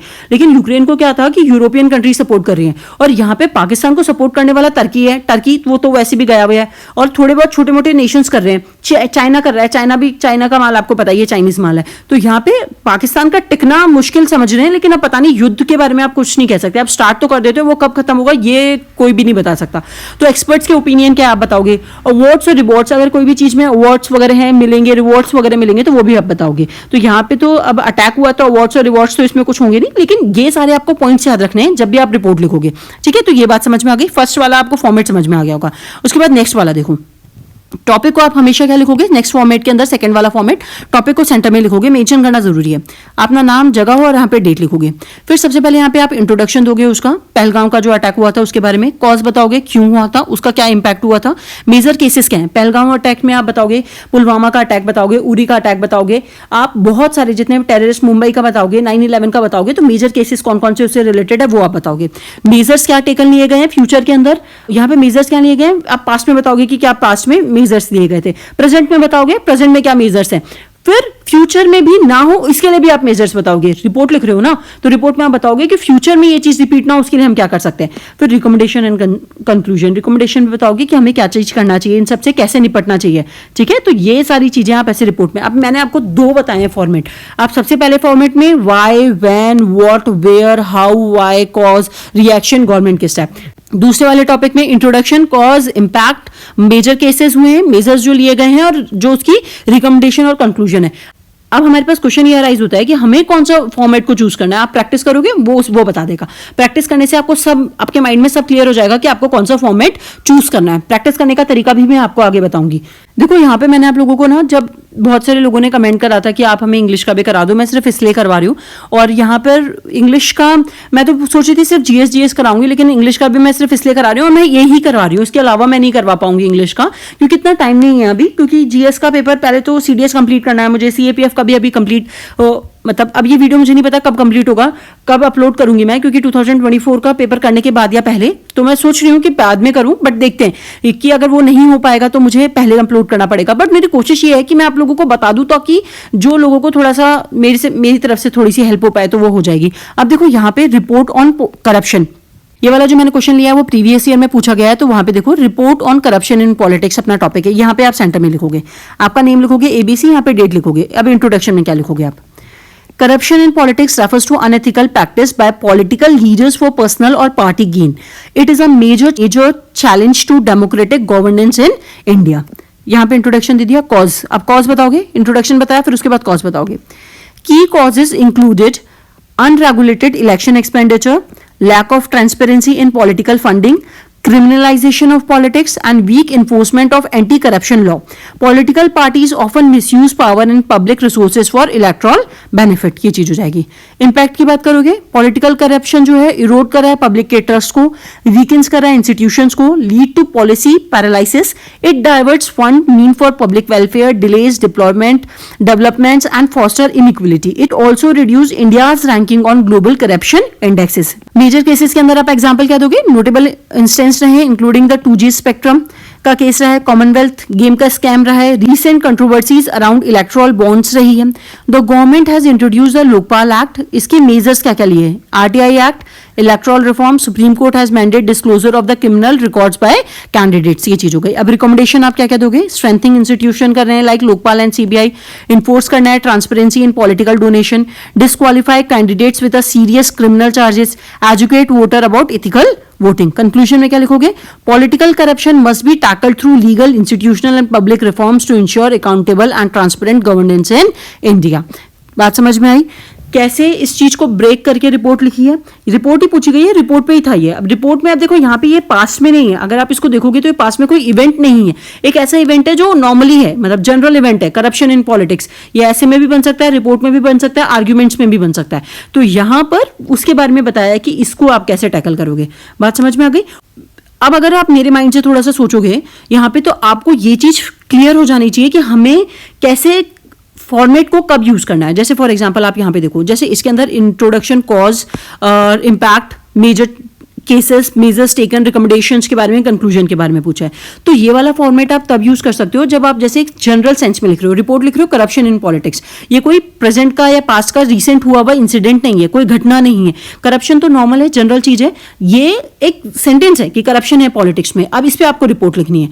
बात समझ में आ रही है? और अब देखो मैं आपको यहाँ पे एक चीज समझाती हूँ। सबसे पहले जब मैंने आपको ये दोनों फॉर्मेट बताया, फॉर्मेट 1 और फॉर्मेट 2, तो आपको समझ में आ गया हो कैसे। अब क्वेश्चन ये अराइज होता है हम कौन से फॉर्मेट को कहां पर यूज करें। अब देखो जैसे ये वाला जो फॉर्मेट है जिसमें आप पूछोगे who, when, where, what, how, cause, effect, consequences, ये जो चीजें आप क्वेश्चन पूछ रहे हो ना, तब ये रिसेंट में कोई इंसिडेंट हुआ और ऐसे कोई घटना हुई हो, जैसे कि अभी अटैक हुआ है, ठीक है, पहलगाम के अंदर अटैक हुआ, उस पर अगर रिपोर्ट लिखनी हो, किसी होटल के अंदर आग लग गई हो तो उस पर रिपोर्ट लिखनी हो, तब आप ये चीज लिखोगे कि कहां पर हुआ, कैसे हुआ, किसने करा, उसके कॉजेस क्या थे, उसके इफेक्ट क्या थे। मेरी बात समझ में आ रही है? ये तब लिखोगे आप। लेकिन ये दूसरा वाला जैसे मैंने अभी आपको एग्जांपल में भी समझाया था, आप कब यूज करोगे जब आपको एक जनरल स्टेटमेंट दे रखा होगा। अभी करप्शन इन पॉलिटिक्स मैंने एक स्टेटमेंट लिया है, मैं जब आप इंट्रोडक्शन बताओगे, कॉज बताओगे, इंपैक्ट बताओगे, मेजर चेंजेस बताओगे, मेजर्स बताओगे, रिकमेंडेशन, कंक्लूजन्स वगैरह बताओगे, तो इन दोनों में क्लियर बात समझ लो। फर्स्ट वाला फॉर्मेट आपको तब करना है यूज पेपर में जब आप एक रिपोर्ट लिख रहे हो उस बेस पे जो एक इंसिडेंट घटना घटी हो, और दूसरा वाला फॉर्मेट आप तब यूज करोगे जब कोई जनरल एक इंसिडेंट हुआ हो, कोई ऐसी बात जिसपे आपको रिपोर्ट लिखनी है। जैसे फॉर एग्जांपल मैं आपको बताती हूँ कि मिड डे मील पे आपको एक रिपोर्ट लिखनी है, मिड डे मील की इफेक्टिवनेस पे आपको रिपोर्ट लिखनी है। तो मिड डे मील एक इंसिडेंट नहीं है, मिड डे मील एक घटना नहीं है, मिड डे मील एक प्रोग्राम है जो गवर्नमेंट ने चलाया है। तब आप उसका इंट्रोडक्शन दे सकते हो, उसका कॉज बता सकते हो कि क्यों गवर्नमेंट ने मिड डे मील की स्कीम लाई, क्योंकि गवर्नमेंट चाहती थी कि बच्चे स्कूल में पढ़ने आए, एलिमेंट्री एजुकेशन तो ले, और वो पढ़ने तभी आएंगे जब उनको खाना मिलेगा, खाना देंगे तो इस लालच में वो पढ़ने आएंगे, तो इसके साथ साथ उनकी पढ़ाई भी होगी और उनको न्यूट्रिशियस फूड भी मिलेगा जो कि उनके डेवलपमेंट में हेल्प करेगा। मेरी बात समझ में आ रही है? जनरल टॉपिक के लिए आप ये वाला फॉर्मेट यूज करोगे, और जब आप कोई इंसिडेंट, देखो मैंने यहां पे लिखा हुआ भी है, करंट इवेंट होगा तो आप ये वाला फॉर्मेट यूज करोगे, और जब जनरल टॉपिक होगा तो आप ये करोगे। अब इस टॉपिक से आप देख लो, यहां पे एग्जांपल आपको मैंने पहलगाम वाला तो पहले भी समझा दिया जब मैं एक्सप्लेन कर रही थी, और यहाँ पे देखो report on corruption in politics, तो ये एक जनरल टॉपिक है, करप्शन हो रहा है पॉलिटिक्स के अंदर, एक जनरल टॉपिक है। तो यहाँ पे हम जो फॉर्मेट यूज करेंगे, हम कौन सा फॉर्मेट यूज करेंगे, ये वाला करेंगे। बात समझ में आ गई? अब इस देखो यहाँ पे मैंने आपको तीनों चीजें बता दी, ऐसे बता दिया, आर्ग्यूमेंट बता दिया, रिपोर्ट बता दी। तो जब हम ऐसे के, अब देखो तीनों में डिफरेंस समझ लो, जरूरी है। ऐसे मतलब होता है एक्सप्लोरेशन और रिफ्लेक्शन, ऐसे मतलब सब कुछ होता है उसके अंदर, positive, negative, conclusion, causes, effect, wealth क्या, सोसाइटी क्या, सारे एस्पेक्ट्स के बारे में बात करते हैं, हिस्टोरिकल इवेंट्स के बारे में बात करते हैं। आर्ग्यूमेंट होता है जब आप क्लियर स्टेंस पे खड़े होते हो, आर्ग्यूमेंट डिबेट्स इसका सबसे अच्छा एग्जांपल होता है, जब आप फॉर में खड़े होते हो, अगेंस्ट में, लेकिन पेपर में अपन को दोनों पर्सपेक्टिव रखने होते हैं, तो यहाँ पे आप फॉर में भी और अगेंस्ट में भी खड़े होते हो, ठीक है। आपको दोनों एकदम क्लियर स्टेंस होना चाहिए कि अच्छा ये बात गलत है तो क्यों है, अच्छा ये बात सही है तो क्यों है। रिपोर्ट क्या होता है, फैक्ट्स पे बेस्ड होती है, factual representation with objective analysis. Objective analysis करते हैं, फैक्ट्स पे बेस्ड होती है, कौन सी डेट को हुई, क्या हुई, कितने लोग मरे, उसके इंपैक्ट क्या हुआ, उसका कॉज क्या था, वो कहां पर हुई, उसकी प्लेस क्या थी, कहां से हुई, कैसे हुई, तो ये सारी रिपोर्ट होती है। तो आई होप आपको तीनों चीजें समझ में आ गई होंगी, ठीक है। अब ये सारी चीजें समझ में आ गई तो अब मैं आपको थोड़ा सा और काम को ईजी करती हूँ। अब आपको क्या करना है, देखो यहाँ पे मैंने क्या करा है, 2014 से 2024 तक जितने भी ऐसे के रिपोर्ट के जितने भी चीजें आई थी उनको मैंने कंपाइल कर दिया है। अब मैं आपको बता रही हूँ आपको कैसे प्रिपेयर करना है, ठीक है। आप सबसे पहले तो ये देखो कि जितने भी टॉपिक्स आए हैं आपको कुछ एक्स्ट्रा नहीं करना। रिपोर्ट के लिए थोड़े से करंट इवेंट्स ले सकते हो, कोई इंसिडेंट पे रिपोर्ट आ सकती है, लेकिन ऐसे के लिए आपको प्रैक्टिस करनी है, वैसे कहां से लाएंगे। तो ऐसे की जो प्रीवियस ईयर्स के क्वेश्चंस हैं मैंने उनको बाइफरकेट कर दिया है, मैं अभी आपको दिखाऊंगी सारी चीजें कैसे हुई है, आप बस उनको प्रैक्टिस कर लो। आप उनको प्रैक्टिस कर लो, आपको सारे सेंटेंस मिल जाएंगे, आपको कोट्स मिल जाएंगे, आपको लिखने का तरीका मिल जाएगा, आपको प्रैक्टिस हो जाएगी। उससे आगे कुछ मत करना, क्योंकि जो ऐसे आ रहे हैं ना वो नॉर्मली उनसे घूम फिर के आ रहे हैं, ठीक है। और अभी मैंने रिसेंटली चेंज देखा था 2023-24 में, उन्होंने हिस्टोरिकल और ज्योग्राफी की से भी बेस क्वेश्चन पूछ लिए। तो अगर आपकी जनरल स्टडीज अगर थोड़ी सी अच्छी होगी तो आप वो ऐसे भी लिख सकते हो। अभी मैं दिखाऊंगी ऐसा क्यों हुआ है, मैं ऐसा क्यों कह रही हूँ। तो आप थोड़ा सा अपन आगे चलते हैं, ठीक है। सबसे पहले देखो यहाँ पर ऐसे और रिपोर्ट राइटिंग की जो टॉपिक है उसको एनालाइज करते हैं। सबसे पहले तो फिलोसफिकल ऐसे होते हैं, आपको करंट इवेंट्स और इकोनॉमिक्स से रिलेटेड ऐसे पूछे जा सकते हैं, ज्योग्राफी और एनवायरनमेंट से रिलेटेड पूछे जा सकते हैं, हिस्ट्री और डिफेंस से रिलेटेड पूछे जा सकते हैं, polity and the international relation से पूछे जा सकते हैं। यानी यहां पर मैंने आपको टोटल 9 जो सब 9 टॉपिक्स के अंदर पूरे ऐसे राइटिंग को डिवाइड कर दिया है। प्रीवियस ईयर्स के जितने क्वेश्चंस पूछे गए थे उसके बेसिस पे ही आपको यहाँ पर कोड्स तैयार करने हैं। इतने सारे कोड्स तो वैसे भी याद नहीं कर सकते, एक जनरल कोड लेना है 1 या 2 हर टॉपिक से, तो वो आप हर जगह लगा सकते हो। देखो अननेसेसरी मत लगाना, लेकिन आप प्रैक्टिस करोगे तो लग जाएगा, ठीक है। तो कोड्स के भी मैं आपको थोड़े से एग्जांपल बताऊंगी, आपको कहां से लेने हैं वो भी बता दूंगी। लेकिन अभी यहाँ पे थोड़ा सा अपन टॉपिक देखना शुरू करते हैं। अब अपना ज्यादा काम नहीं बचा, बस अपन को टॉपिक देखते हैं और मैं सारे टॉपिक्स आपको बताऊंगी कैटेगरी वाइज, तो आपको वैसे ही प्रिपेयर करना है। चलो शुरू करते हैं, स्टार्ट करते हैं, क्योंकि सबसे पहले पॉलिटी ऐसे आर्ग्यूमेंट्स वगैरह हैं, फिर उसके बाद इसका ग्रामर भी है, तो ग्रामर भी सारे पेपर्स की तो मैं सॉल्व करवा दूंगी, एक्सप्लेन भी कर दूंगी क्वेश्चंस कैसे हुए हैं, उनको कैसे सॉल्व करना है, मैंने उसको कर लिया है। लेकिन अब ग्रामर वगैरह का पढ़ाने नहीं बैठूंगी मैं, फ्रेजेस क्या होते हैं क्या चीजें वो पढ़ाऊंगी नहीं, मैं पेपर सॉल्व कर दूंगी, ठीक है। पॉलिटी देखो, अब देखो सबसे पहले तो अपना टॉपिक क्या है यहाँ पे, पॉलिटी है। पॉलिटी को आप कैसे प्रिपेयर करोगे, सबसे पहले तो आप इसके कोट्स लोगे, आपको कहीं से मिल जाएंगे। इसके अंदर आप आर्टिकल्स लिखोगे जो आपको लक्ष्मीकांत से मिलेंगे।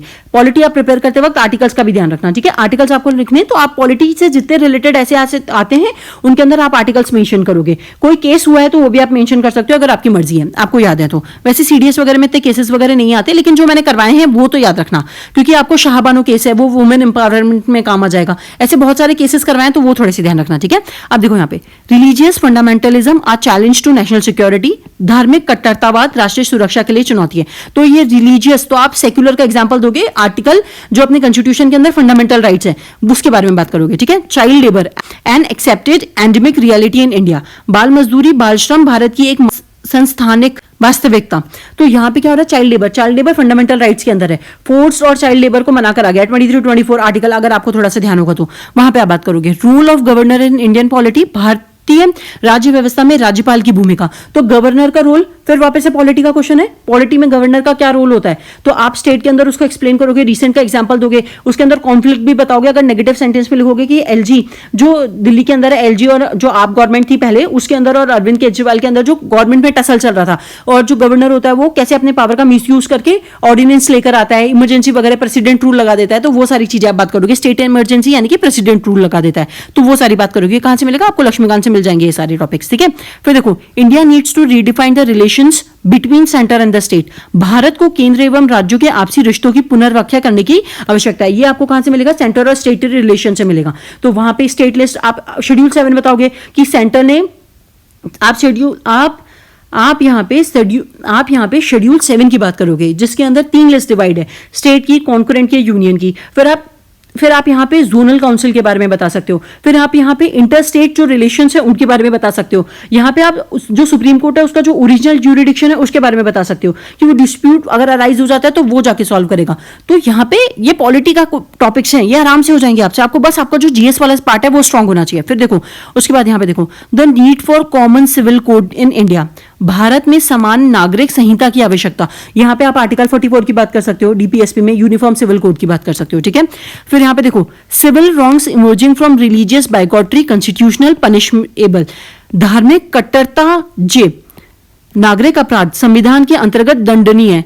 आप ये मेंशन करोगे कॉन्स्टिट्यूशन में रिलीजियस जो माइनॉरिटीज हैं उनको क्या कॉन्स्टिट्यूशन के अंदर प्रोविजंस कर रखे हैं, सेक्युलर हम कंट्री हैं, प्रीएम्बल के अंदर क्या बात कह रखी है, तो वहां से आप ये चीज बताओगे कि अगर ऐसा करने पे, नहीं करने पे क्या पनिशमेंट्स हैं। फिर उसके बाद देखो, रिजर्वेशन सप्रेसेस सिविल डायनेमिज्म, आरक्षण नागरिक गतिशीलता का दमन करता है। तो यहाँ पे रिजर्वेशन के बारे में, इंदिरा साहनी केस के बारे में आप बात करोगे, आप बताओगे कि 50% की कैप लगा रखी है। फिर आप बताओगे तमिलनाडु के अंदर इतना परसेंट है और वो 9 शेड्यूल के अंदर डाला गया है। फिर आप रिजर्वेशन से, ये भी पॉलिटी का टॉपिक है, पॉलिटी से इसका आंसर आराम से निकलेगा। फिर आप बात करोगे इक्वलिटी की।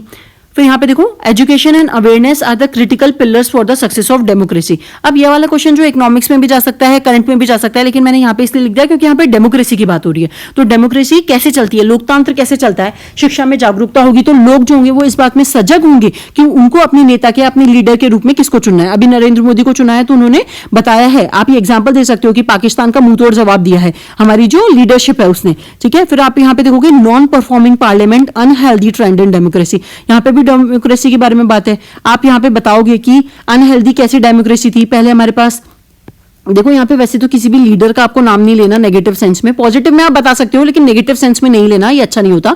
तो आप बता सकते हो मनमोहन सिंह सरकार के टाइम पर क्या चल रहा था, अव्यवस्था कितनी ज्यादा थी, पार्लियामेंट अटैक भी हुए थे, मुंबई का हमला भी हुआ था। नेगेटिव नाम नहीं लेना, बस आप बता सकते हो कि इस दौरान ऐसा पीरियड चल रहा था।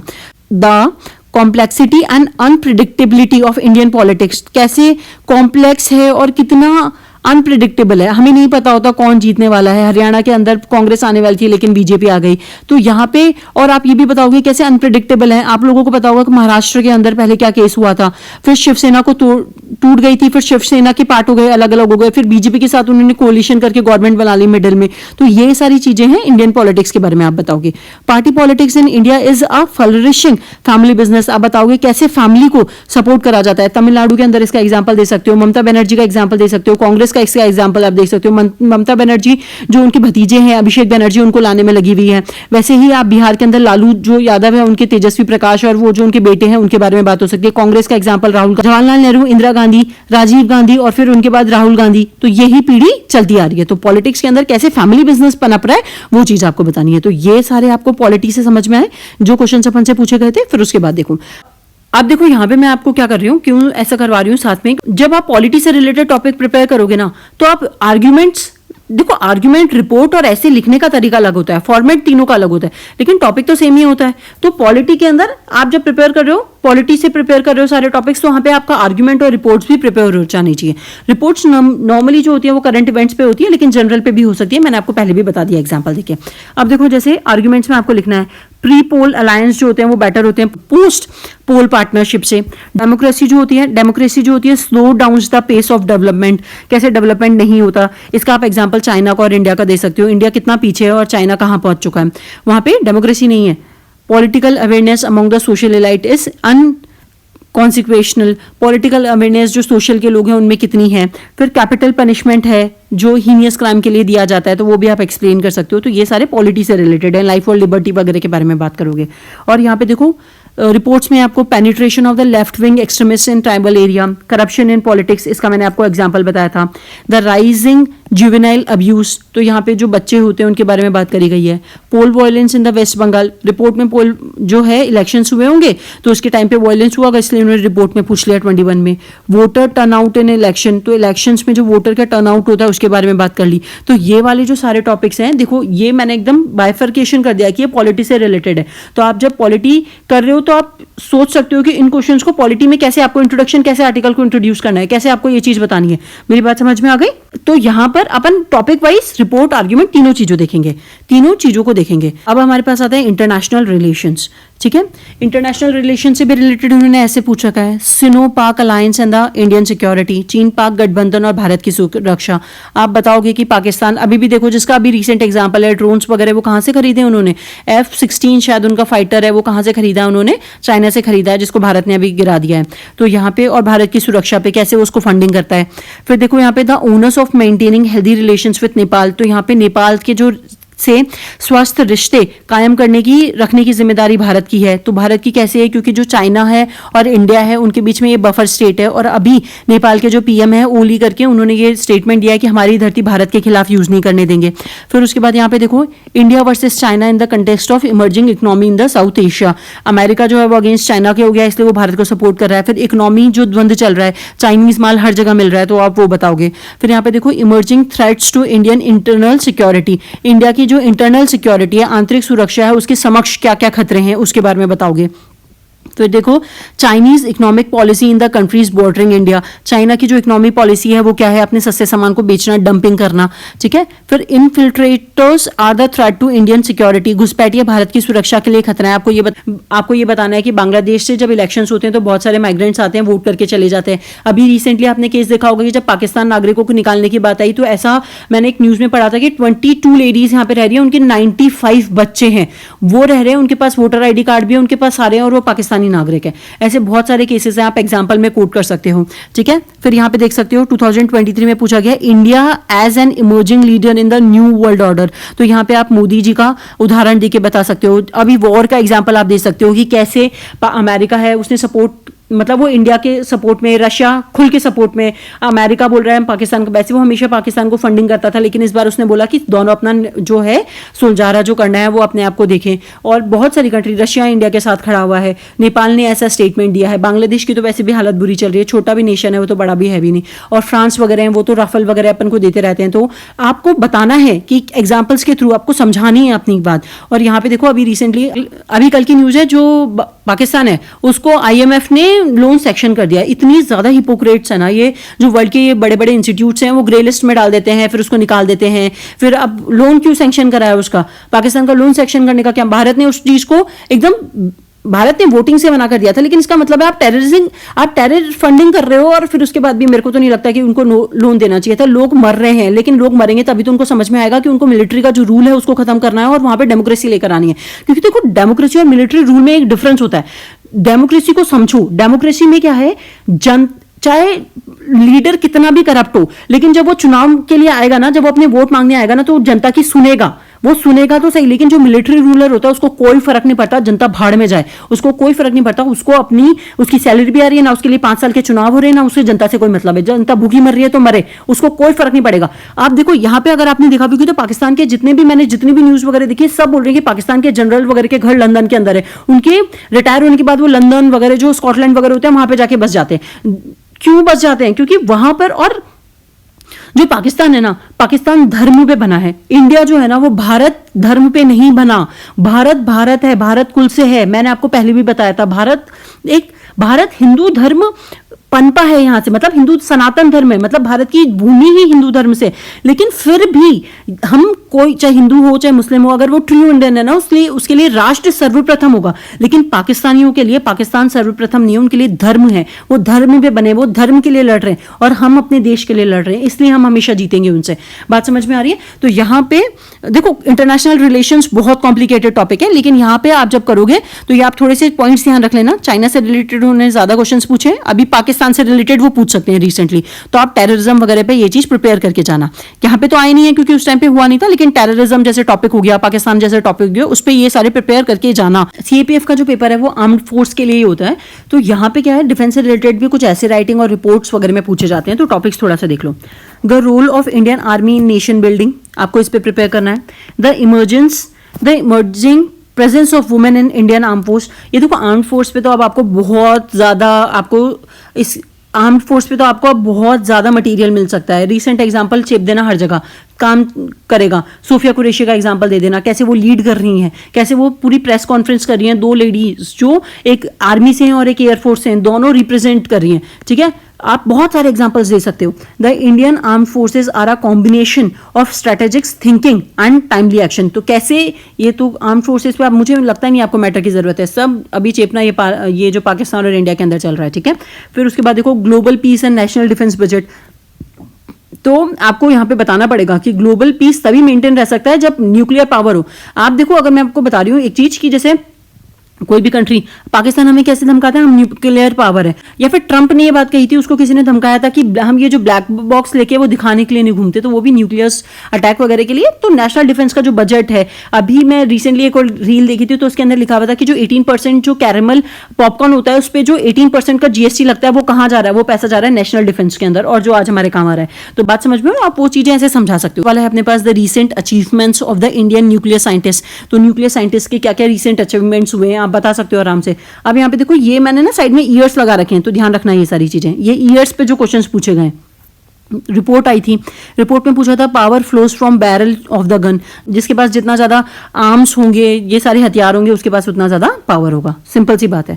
हम इतने पावरफुल क्यों हैं? क्योंकि हम टेक्नोलॉजी में भी बहुत एडवांस है, इकोनॉमी में भी पाकिस्तान से बहुत एडवांस है, हम सब जगह एडवांस है। आप पाकिस्तान की हालत सुनोगे तो पाकिस्तान में जो आटा है, मैंने शायद न्यूज वगैरह में बोल रहे थे कि 600 रुपए किलो आटा हो रखा है, वहां की इतनी बुरी हालत हो रखी है। पता नहीं फैक्ट क्या है, मैं तो पाकिस्तान गई नहीं, रिपोर्ट्स वगैरह से ही देखा है। लेकिन पावर हमेशा उसी के पास रहेगा जिसके पास डिफेंस मजबूत है। सिंपल। अमेरिका क्यों इतराता फिरता है, रशिया क्यों नहीं डरता उससे? ऑब्वियसली बात नहीं डरेगा, रशिया के पास भी अपनी टेक्नोलॉजी है, अमेरिका के पास भी है। लड़ लो, लड़वाना है तो दोनों लड़ लेंगे, दोनों के पास टेक्नोलॉजी है। लड़ते डायरेक्टली कभी भी नहीं है दोनों। जितने भी युद्ध करें दोनों ने कोल्ड वॉर के अंदर, दोनों ने इनडायरेक्ट करें, इनडायरेक्ट ही करें, दोनों ने अपने पावर और अपना वर्चस्व स्थापित करने के लिए करें। लेकिन दोनों डरते इसलिए नहीं क्योंकि दोनों के पास टेक्नोलॉजी है, दोनों के पास पावर है खूब। तो ये बात हो गई। उसके बाद नेक्स्ट वाला देखो, हिस्ट्री से रिलेटेड भी उन्होंने क्वेश्चंस पूछे। देखो, ऐसे के अंदर role of films in promotion of freedom struggle.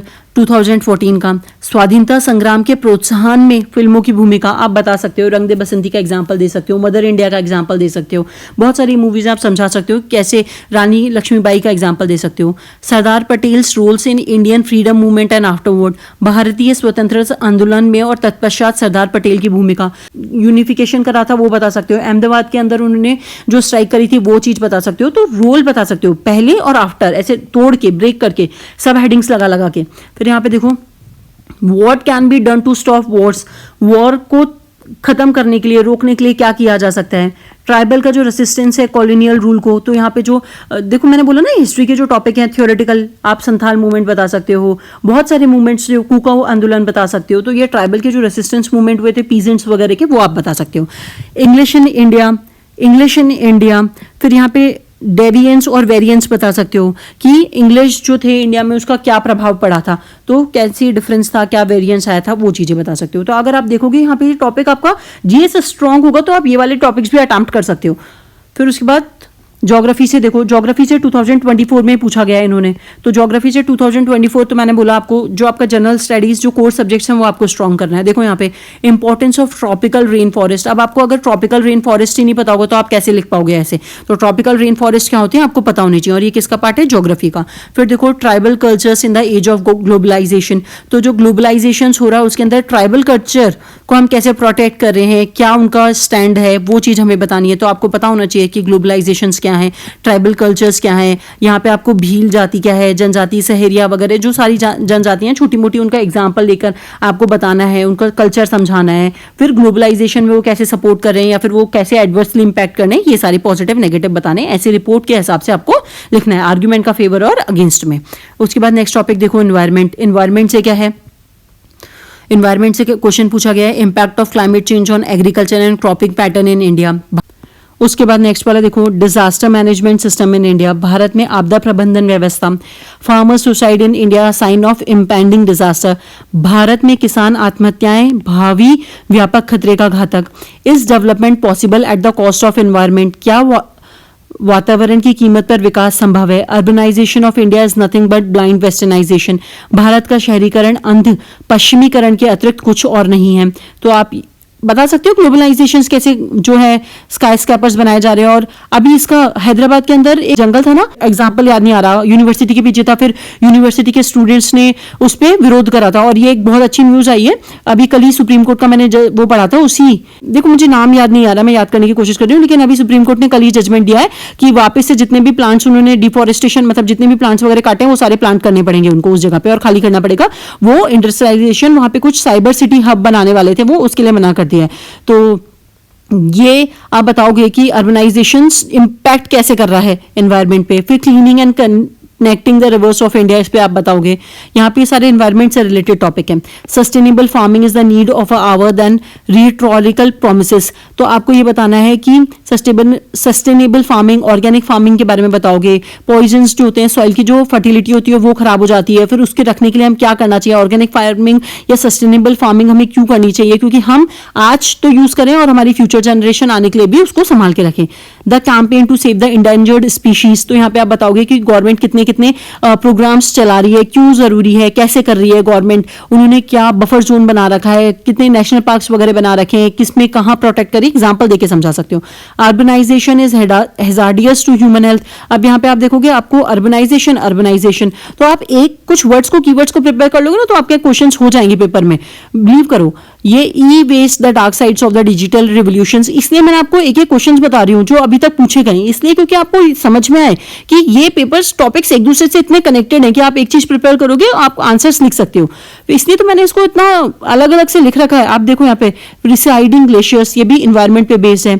Environment pollution, ये भी इन्वायरमेंट पे बेस्ड है। Water scarcity and the access to drinking water, ये भी इन्वायरमेंट पे है। Depletion of the water table levels in major cities, ये भी इन्वायरमेंट पे बेस्ड है। तो ये सारे इन्वायरमेंट पे बेस्ड है।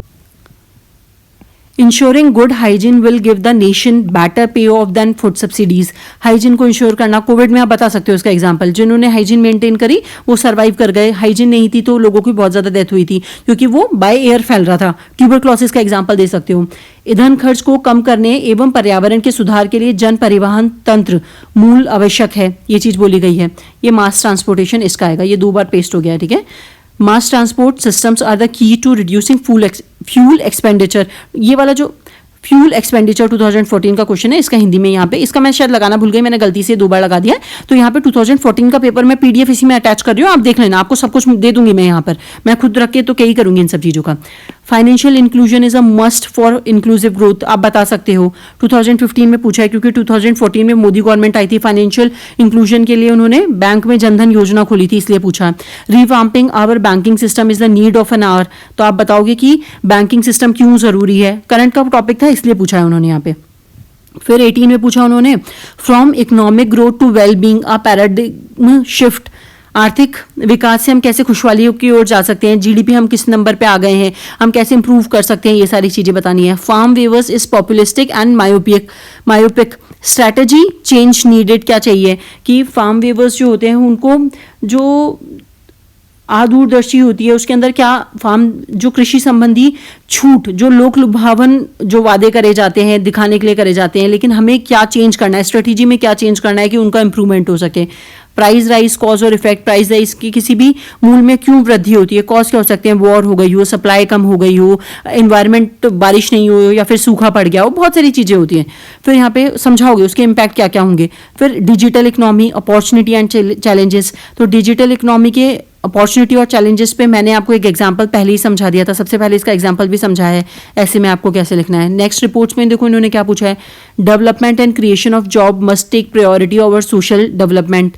Large population of India is more of a bane than a boon, बून नहीं है शार्प, मतलब ये बोलना चाह रहे हैं कि इतनी ज़्यादा लार्ज पॉपुलेशन है वो एक तरह से शार्प है, मतलब एक श्राप है एक तरह से, क्योंकि क्यों इस चीज़ को आप कैसे समझाओगे, क्योंकि उनको क्या कर रहे हैं वो आपको श्राप इसलिए बोल रहे हैं क्योंकि आप देखो रिसोर्स उतने ज़्यादा डिप्लीट हो रहे हैं, किसी भी पॉलिसी को इंप्लीमेंट करने के लिए 7 लोगों को मतलब 100 लोगों में करने की जगह हमें उनको 10,000 में करना होता है, तो रिसोर्स नहीं है, उतने मैन पावर नहीं है, बहुत खर्चा होता है, बहुत सारी चीज़ें, आप ऐसे समझाओगे इस चीज़ को।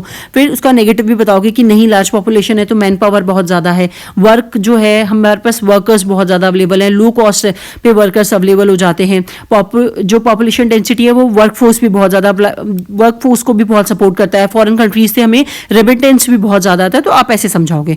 India needs to focus on imparting quality education instead of merely increasing its gross enrolment ratio, तो आपको इस क्वेश्चन में पूछा है इन्होंने देखो कि क्वालिटी एजुकेशन देनी चाहिए। आप बताओगे कि कोचिंग्स क्यों धंधा इतना पनप रहा है, क्योंकि जो क्वालिटी का एजुकेशन जो स्कूल में मिलनी चाहिए वो नहीं मिली, इसलिए जो कोचिंग्स में पैसे इतनी फीस महंगी देकर वो कोचिंग्स में पढ़ाते हैं, वहाँ पे हम लेते हैं, तब हम कंपटीशन फाइट कर पाते हैं। फिर वहाँ पे आप बताओगे कि इनरोलमेंट रेशियो 100% अगर साक्षरता भी है, लेकिन आप बताओगे कुछ रिपोर्ट्स को आप कोट करोगे कि वहाँ पे 5वीं या 10वीं के बच्चे को भी इंग्लिश या हिंदी में अपना नाम लिखना या पढ़ना, मैथ्स की सिंपल कैलकुलेशन करना नहीं आता था। Note ban effective tool against black money, note ban करा था इसलिए उन्होंने पूछ लिया, नोटबंदी जो हुई थी। फिर उसके बाद देखो genetically modified crops are essential for food sufficiency, तो जेनेटिकली ये बायोटेक्नोलॉजी वगैरह के अंदर आपने पढ़ा होगा, मॉडिफाइड क्रॉप्स जो होती हैं फूड सफिशिएंसी के लिए जरूरी हैं, तो ये सारी चीजें देख लेना, मतलब इकोनॉमिक्स से रिलेटेड टॉपिक है। उसके बाद नेक्स्ट देखो करंट अफेयर्स से, क्योंकि करंट अफेयर्स आपको बहुत अच्छे से प्रिपेयर करने। देखो net neutrality is a must for digital India, उस टाइम पे नेट न्यूट्रलिटी की बात चल रही थी, फेसबुक से रिलेटेड कोई केस हुआ था इसलिए पूछा था। फिर पूछा था recent achievement of Indian nuclear scientist का क्या अचीवमेंट है, डिफेंस में भी ये क्वेश्चन मैंने आपको बताया था, यहाँ पे भी करंट में भी कर सकते हो। Promoting innovative outlook in education, education की पॉलिसी जो आई है उसमें प्रमोट इनोवेशन हम कैसे लेकर आ सकते हैं। Impact of social media on social relationship, जो सोशल मीडिया उसका क्या रिलेशनशिप, सोशल रिलेशनशिप पे क्या इम्पैक्ट पड़ा उसके बारे में। ऑनलाइन गेमिंग जो है वो डेंजरस है, जो अट्रैक्ट कर रही है यूथ को। Crisis of credibility in Indian electronic media, जो क्राइसिस हो रहा है इंडियन इलेक्ट्रॉनिक मीडिया में उसके बारे में बात करी गई है। Unemployment and the new education policy के बारे में बात है। वर्क फ्रॉम होम अभी कोविड के टाइम पे आया था इसलिए पूछ लिया इन्होंने। साइबर अटैक्स के बारे में बात करी गई या न्यू काइंड ऑफ वॉरफेयर के बारे में, तो ये सारे करंट से रिलेटेड क्वेश्चंस हैं, आपको प्रिपेयर करने ही होंगे। फिर देखो इलेक्शन इन अ स्टेट, अभी one election one country one nation one election की बात हो रही है, तो election in a state should be held simultaneously, करने चाहिए नहीं करने चाहिए। फार्मर प्रोटेस्ट जो अभी हुआ था पॉलिटिकली मोटिवेटेड है, ये पूछा। फिर हमसे पूछा है solitude during a pandemic is not unwelcoming, solitude अकेले रहना।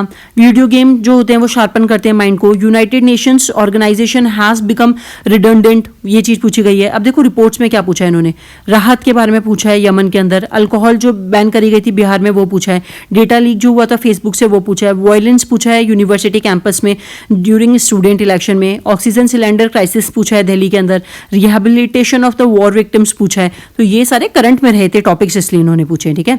उसके बाद नेक्स्ट वाला देखो सोसाइटी के अंदर अगर आप बात करोगे तो सोसाइटी में वुमेन एम्पावरमेंट वगैरह हमारे कल्चर क्या है उसके बारे में बात करी गई है। Crime against women is an expression of male domination, male जो होता है पुरुष का वर्चस्व, अगर वो वुमेन को अपने से कमजोर को दबाएगा नहीं तो वो अपना वर्चस्व जो है वो स्थापित नहीं कर पाएगा, इसको आपको बताना है। Parenting in a competitive Indian society is a challenge है। पेरेंटिंग, जो माँ बाप बनना वो आसान नहीं होता, आज के टाइम पे तो बहुत ज़्यादा चैलेंज हो गया है, जहाँ सोशल मीडिया इतना ज़्यादा है, बच्चे इतना ज़्यादा एक्टिव हैं, बहुत ज़्यादा चीज़ों का ग्रूम हो रहा है। और अभी हमारे साथ भी ऐसा होता है कि पहले के जो हमारे पेरेंट्स हैं वो अपने पेरेंट्स की बात बिना कुछ आर्ग्यू करे मान लेते थे, लेकिन अपन लोग नहीं मानते, अपन हमेशा आर्ग्यू करते हैं कि नहीं हमें ऐसा नहीं करना, हमें ऐसा चाहिए, हमें ये चीज़ पसंद नहीं है, हम ये नहीं करना चाहते, हम ये करना चाहते हैं। तो वो चीज़ हो गई है। इंश्योरिंग सोशल जस्टिस सोसाइटी की बात कर रहा है। फिर यहाँ पे देखो इंडियन डिस्पोरा और उसकी कंट्रीब्यूशन के बारे में बात करी गई है पोस्ट इंडिपेंडेंट इंडिया के अंदर। Geographical and linguistic diversity of India की बात करी गई है। जो जोग्राफिकल और लिंग्विस्टिक डाइवर्सिटी हमारी सोसाइटी के अंदर, वही हमारी वेल्थ है। यहाँ पे केरला का होगा, देखो अभी जैसे फॉर एग्जांपल अभी डिफेंस आप एग्जांपल दे सकते हो कि हम जो इंडियन सोल्जर्स हैं या फिर जो इंडियन फोर्सेज हैं वो ये देख के प्रोटेक्ट नहीं करनी कि ये केरला का है तो हम इसे प्रोटेक्ट करेंगे, जम्मू कश्मीर से, तो वो पूरे भारत को प्रोटेक्ट कर रही हैं। उन्होंने पूरे भारत को प्रोटेक्ट कर रखा है, पूरी बाउंड्रीज यहाँ पाकिस्तान से कर रखा है। यहाँ पे INS विक्रांत खड़ा हुआ है समुद्र के अंदर, कराची पोर्ट के इधर आसपास। बांग्लादेश को यहाँ पे जो फोर्सेज है वो यहाँ पे सपोर्ट कर रही है। तो सारी आर्म्ड फोर्सेज ये देख के, स्टेट को देख के नहीं कर रही कि इसकी ज्योग्राफी ये है, ये तमिल बोलता है, ये तमिल बोलता है, ये कन्नड़ बोलता है, गुजराती बोलता है, तो हम सिर्फ गुजरात को प्रोटेक्ट करेंगे, हम सिर्फ केरला को प्रोटेक्ट नहीं, वो पूरे देश को प्रोटेक्ट कर रही हैं। तो ये रियल वेल्थ है इंडिया की। और ये जो झगड़े होते रहते हैं ना, तुम महाराष्ट्र में नहीं रह सकते। मैं भी एक बार इंटरव्यू के लिए गई थी, एक बार नहीं 2 बार गई हूँ इंटरव्यू के लिए महाराष्ट्र पुणे में। तो वहां पे वो लोग, मतलब मैंने देखा है, मतलब वो मराठी के लिए इतने कट्टर होते हैं। ऐसा नहीं था कि मेरे साथ कोई वायलेंस हुआ है या फिर मुझे किसी ने कुछ अपशब्द कहा है, नहीं, लेकिन मैंने देखा है कि वो लोग प्रेफर ही करते हैं कि उनको मराठी में बोलना है और बाबा साहिब को बहुत रिस्पेक्ट करते हैं। अच्छी बात है, रिस्पेक्ट करना भी चाहिए ऐसे लीडर्स को, लेकिन मैं बता रही हूँ मराठी के लिए, जैसे कन्नड़ में आप लोगों ने देखा एक ऑटो ड्राइवर ने सवारी बैठाने से मना कर दिया क्योंकि उसे कन्नड़ नहीं आती थी। तो ये सारी चीजें गलत है। कन्नड़ की फोर्सेस थोड़ा लाने जाएंगी बॉर्डर पे, वहां पे तो आर्मी प्रोटेक्ट कर रही है, एयरफोर्स प्रोटेक्ट कर रही है। उसने थोड़ा बोला कि वो कन्नड़ के इसलिए हम प्रोटेक्ट करेंगे या फिर नहीं करेंगे, ऐसा नहीं होता। भारत सिर्फ एक है, एक नेशन है, उसके अंदर हम डाइवर्सिटी हमारी स्ट्रेंथ है, हमारी वीकनेस नहीं है। इसे वीकनेस मत बनाओ, इसे स्ट्रेंथ बनाओ। The trend of nuclear family make old age homes in India increasing. Nuclear family का जो ट्रेंड है उसके बारे में बात करी गई है। Youth in India are getting addicted to Android mobile, cyber वगैरह से रिलेट कर सकते हो उसको। फिर डिजिटल टेक्नोलॉजी जो है वो रिप्लेस कर रही है बुक्स को कंप्यूटर के साथ। Homework should be band eight primary level education में, होमवर्क को बैन कर देना चाहिए। प्राइवेसी जो होती है वो इलिटिस्ट आइडिया है। जेनेटिकली मॉडिफाइड क्रॉप्स जो होती है एसेंशियल होती है। कैपिटल पनिशमेंट जो होता है वो हाइनेस, ये वाले अपन देख चुके हैं। सोसाइटी में भी इसलिए मैंने डाल दिया है क्योंकि सोसाइटी से भी रिलेट करते हैं कैपिटल पनिशमेंट, क्योंकि जो क्राइम्स वगैरह करे जाते हैं वो सोसाइटी के अंदर ही करे जाते हैं। और जेनेटिकली मॉडिफाइड, ये फूड की सफिशिएंसी हमारी सोसाइटी के लिए खाना होगा तभी तो, और मॉडिफाई करेंगे तो चीज़ें बहुत ज़्यादा लॉन्ग रन के अंदर फायदेमंद होंगी। प्रोटीन वगैरह हम डाल सकते हैं, अगर आप लोगों ने GT रखा हो, BT कॉटन वगैरह पढ़ रखा होगा तो आपको पता होगा। फिर प्राइवेसी के बारे में बात करी गई है। तो ये सारी अपनी आर्ग्यूमेंट्स में हो गए। फिर उसके बाद आगे देखो रिपोर्ट्स में यहाँ पे पूछा है सोसाइटी से रिलेटेड डोमेस्टिक वायलेंस के बारे में, एसिड अटैक के बारे में, increasing presence of women in Indian sports के बारे में। PV सिंधु का एग्जांपल दे सकते हो यहाँ पे आप, मीराबाई चानू का एग्जांपल दे रखे हो, मैरी कॉम का एग्जांपल दे सकते हो आप, यहाँ पे सानिया नेहवाल का दे रख सकते हो, साइना मिर्जा का एग्जांपल दे सकते हो। बहुत सारी फीमेल्स हैं जो बहुत आगे काम कर रही हैं स्पोर्ट्स की फील्ड के अंदर, बहुत सारे एग्जाम्पल्स हैं। वुमेन फिलोसफिकल ऐसे मेरे फेवरेट क्यों हैं, क्योंकि इनको आप बहुत अच्छे से लिख सकते हो यार। इसमें 3-4 पेज होते हैं ना, उसके अंदर लोग डरते थे कि सारे फिलोसफिकल पूछ लिए कुछ टॉपिक्स पे। अरे मेरे को फिलोसफिकल सबसे अच्छे लगते हैं, कुछ पढ़ना नहीं, कुछ स्टैटिक्स नहीं पढ़ना है, सिर्फ घुमाना है, शब्दों को तोड़ना है, उनको जोड़ना है, तोड़ना है और समझाना है। फिर यहाँ पे देखो द कैसे दे रखा है इन्होंने अच्छे से, the things that count as being civilised होने के लिए क्या, अब यहाँ पे आप कैसे लिखोगे इसको कि सिविलाइज्ड का क्या मतलब है, फिर थिंग्स बताओगे कौन कौन सी चीज़ें हैं जो हम सिविलाइज्ड होने, जैसे अपने एल्डर्स का रिस्पेक्ट करना, रोड पे कचरा नहीं फैलाना, अपने नेशन का रिस्पेक्ट करना, अपनी आर्मी और उन सबको सपोर्ट करना, अपने नेशन के अगेंस्ट कोई बात नहीं करना, ये सिविलाइज होने का मतलब होता है। गालियां नहीं बकना, अननेसेसरी किसी से लड़ाई नहीं करना, एजुकेशन अच्छी चीज़ों को प्रमोट करना, तो ये सारी सिविलाइज्ड का निशानियां हैं, सिविलाइज होने की निशानियां। The earth is not for humans only, ये बात भी आपको समझानी पड़ेगी। अर्थ जो है वो ह्यूमन्स के लिए नहीं है, एनिमल्स भी रहेंगे, प्लांट्स भी रहेंगे, ट्रीज भी रहेंगे, फॉरेस्ट भी रहेगा, ओशन भी रहेगा, सब रहेगा, क्योंकि जो ह्यूमंस है वो अकेले सर्वाइव नहीं कर सकते। फिर नेक्स्ट वाला देखो लास्ट यहाँ पे, the synthesis of the eastern wisdom and the western science are needed goal for humanity. तो सिंथेसिस होना चाहिए विजडम का भी और वेस्टर्न के साइंस का भी। साइंस का स्पिरिचुअलिटी को भी आप मिलाओगे, विजडम जो है उसको भी मिलाओगे, साइंस को भी मिलाओगे, तब जो होता है एक सिंथेसिस होता है, जब ह्यूमन बीइंग जो होते हैं, ह्यूमैनिटी जो होती है वो अचीव करती है। बहुत सारे लोग हैं जो भगवान पे बिलीव नहीं करते, लेकिन मेरे जैसे बहुत सारे लोग बिलीव करते हैं, तो वहाँ पे हम साइंस पे भी बिलीव करते हैं और हम भगवान पे भी बिलीव करते हैं, तो दोनों को जब मिलाओगे तब जो गोल है ह्यूमैनिटी का वो कंप्लीट। अब अपन ने सारे टॉपिक्स देख लिए हैं, उनके अंदर कौन कौन से ऐसे पूछे गए हैं, रिपोर्ट, आर्ग्यूमेंट, ऑलमोस्ट अपन ने सब कुछ कवर कर लिया।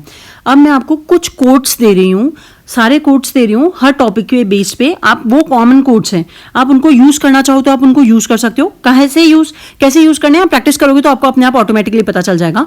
और अगर आपको खुद को भी कोट्स चाहिए तो आप क्या करोगे, सिंपल एआई की हेल्प ले लो। चैट जीपीटी पे जाओ, आप अपना टॉपिक डालो और उस पर बोलो कि एक संस्कृत में कोट चाहिए, एक इंग्लिश में कोट चाहिए, एक हिंदी में कोट चाहिए, आपको वो निकाल के दे देगा। आपको ज्यादा मेहनत करने की जरूरत नहीं है, जितनी ज्यादा आर्टिफिशियल इंटेलिजेंस का प्रिपरेशन में यूज कर सकते हो उतना करो, क्योंकि आपका वो टाइम सेव करेगा।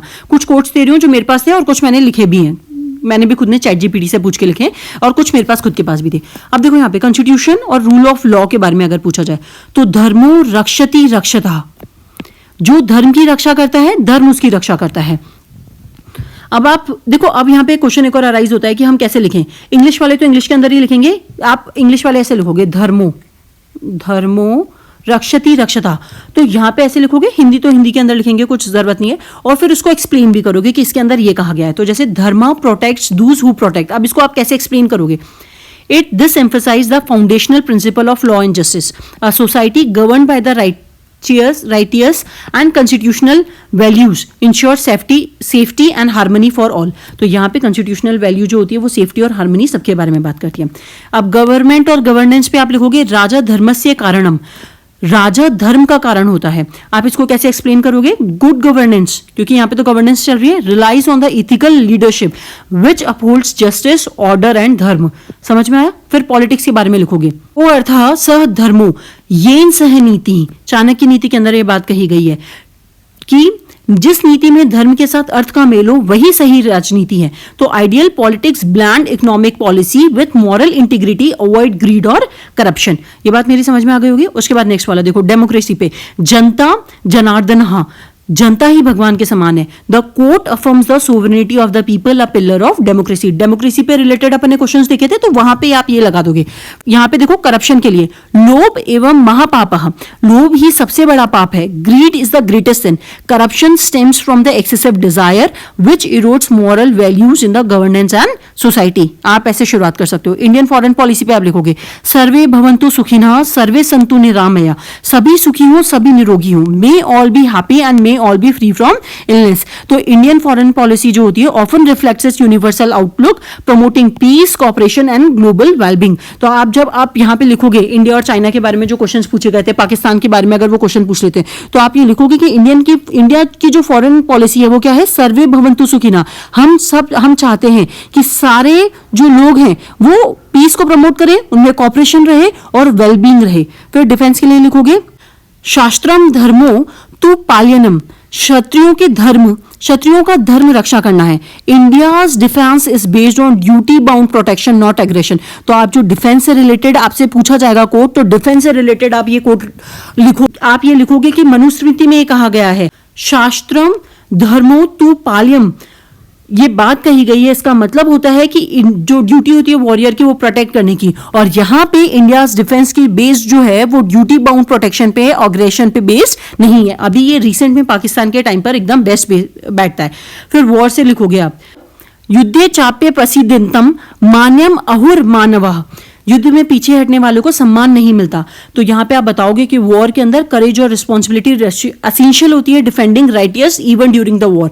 तो हम जो है, अगर हमारे पास करेज और रिस्पॉन्सिबिलिटी जरूरी है अभी इस टाइम पर वॉर के समय पे, क्योंकि हम डिफेंड कर रहे हैं जो चीज सही है। टेररिज्म जो लोगों को मारता फिरता है धर्म के आधार पर, हम उसे प्रोटेक्ट कर रहे हैं, उससे हमें अपने आप को प्रोटेक्ट कर रहे हैं। तो ये करेज और रिस्पॉन्सिबिलिटी का काम है। इंडियन कल्चर की आप बात करोगे, अगर इंडियन कल्चर से कुछ आ जाता है तो आप कैसे लिखो, संस्कृतः विना मनुष्य पशु, संस्कृत के बिना मनुष्य पशु के समान है। तो Indian culture is rooted in values, rituals, arts and respect vital for human refinement. फिर आप एनवायरमेंट से पूछा जाएगा तो एनवायरमेंट के लिए लिखोगे, माता भूमि पुत्रहम प्रतिवह्य, माता मेरी पृथ्वी मेरी माता है, मैं उसका पुत्र हूं। Ancient India consider India as a sacred promoting ecological responsibility. आप ये चीज बताओगे एनवायरमेंट में। वुमेन की इंपॉर्टेंस पे आ जाए तो यहां पे लिखोगे आप, यत्र नार्यस्तु पूज्यन्ते रमन्ते तत्र देवता, जहां नारी की पूजा होती है वहां देवता निवास करते हैं। इंडियन ट्रेडिशन जो होता है वो हॉनर करता है वुमेन्स की डिग्निटी को, पावर के सेंट्रल रोल इन सोसाइटी। तो where womens are respected there the gods dwell, जहां वुमेन्स का रिस्पेक्ट होता है वहां पे भगवान बसते हैं। मेरी बात समझ में आ गई। फिर एजुकेशन पे देखो, सा विद्या या विमुक्त, वही शिक्षा है जो मुक्त करती है, शिक्षा वही है जो आपको फ्रीडम देती है।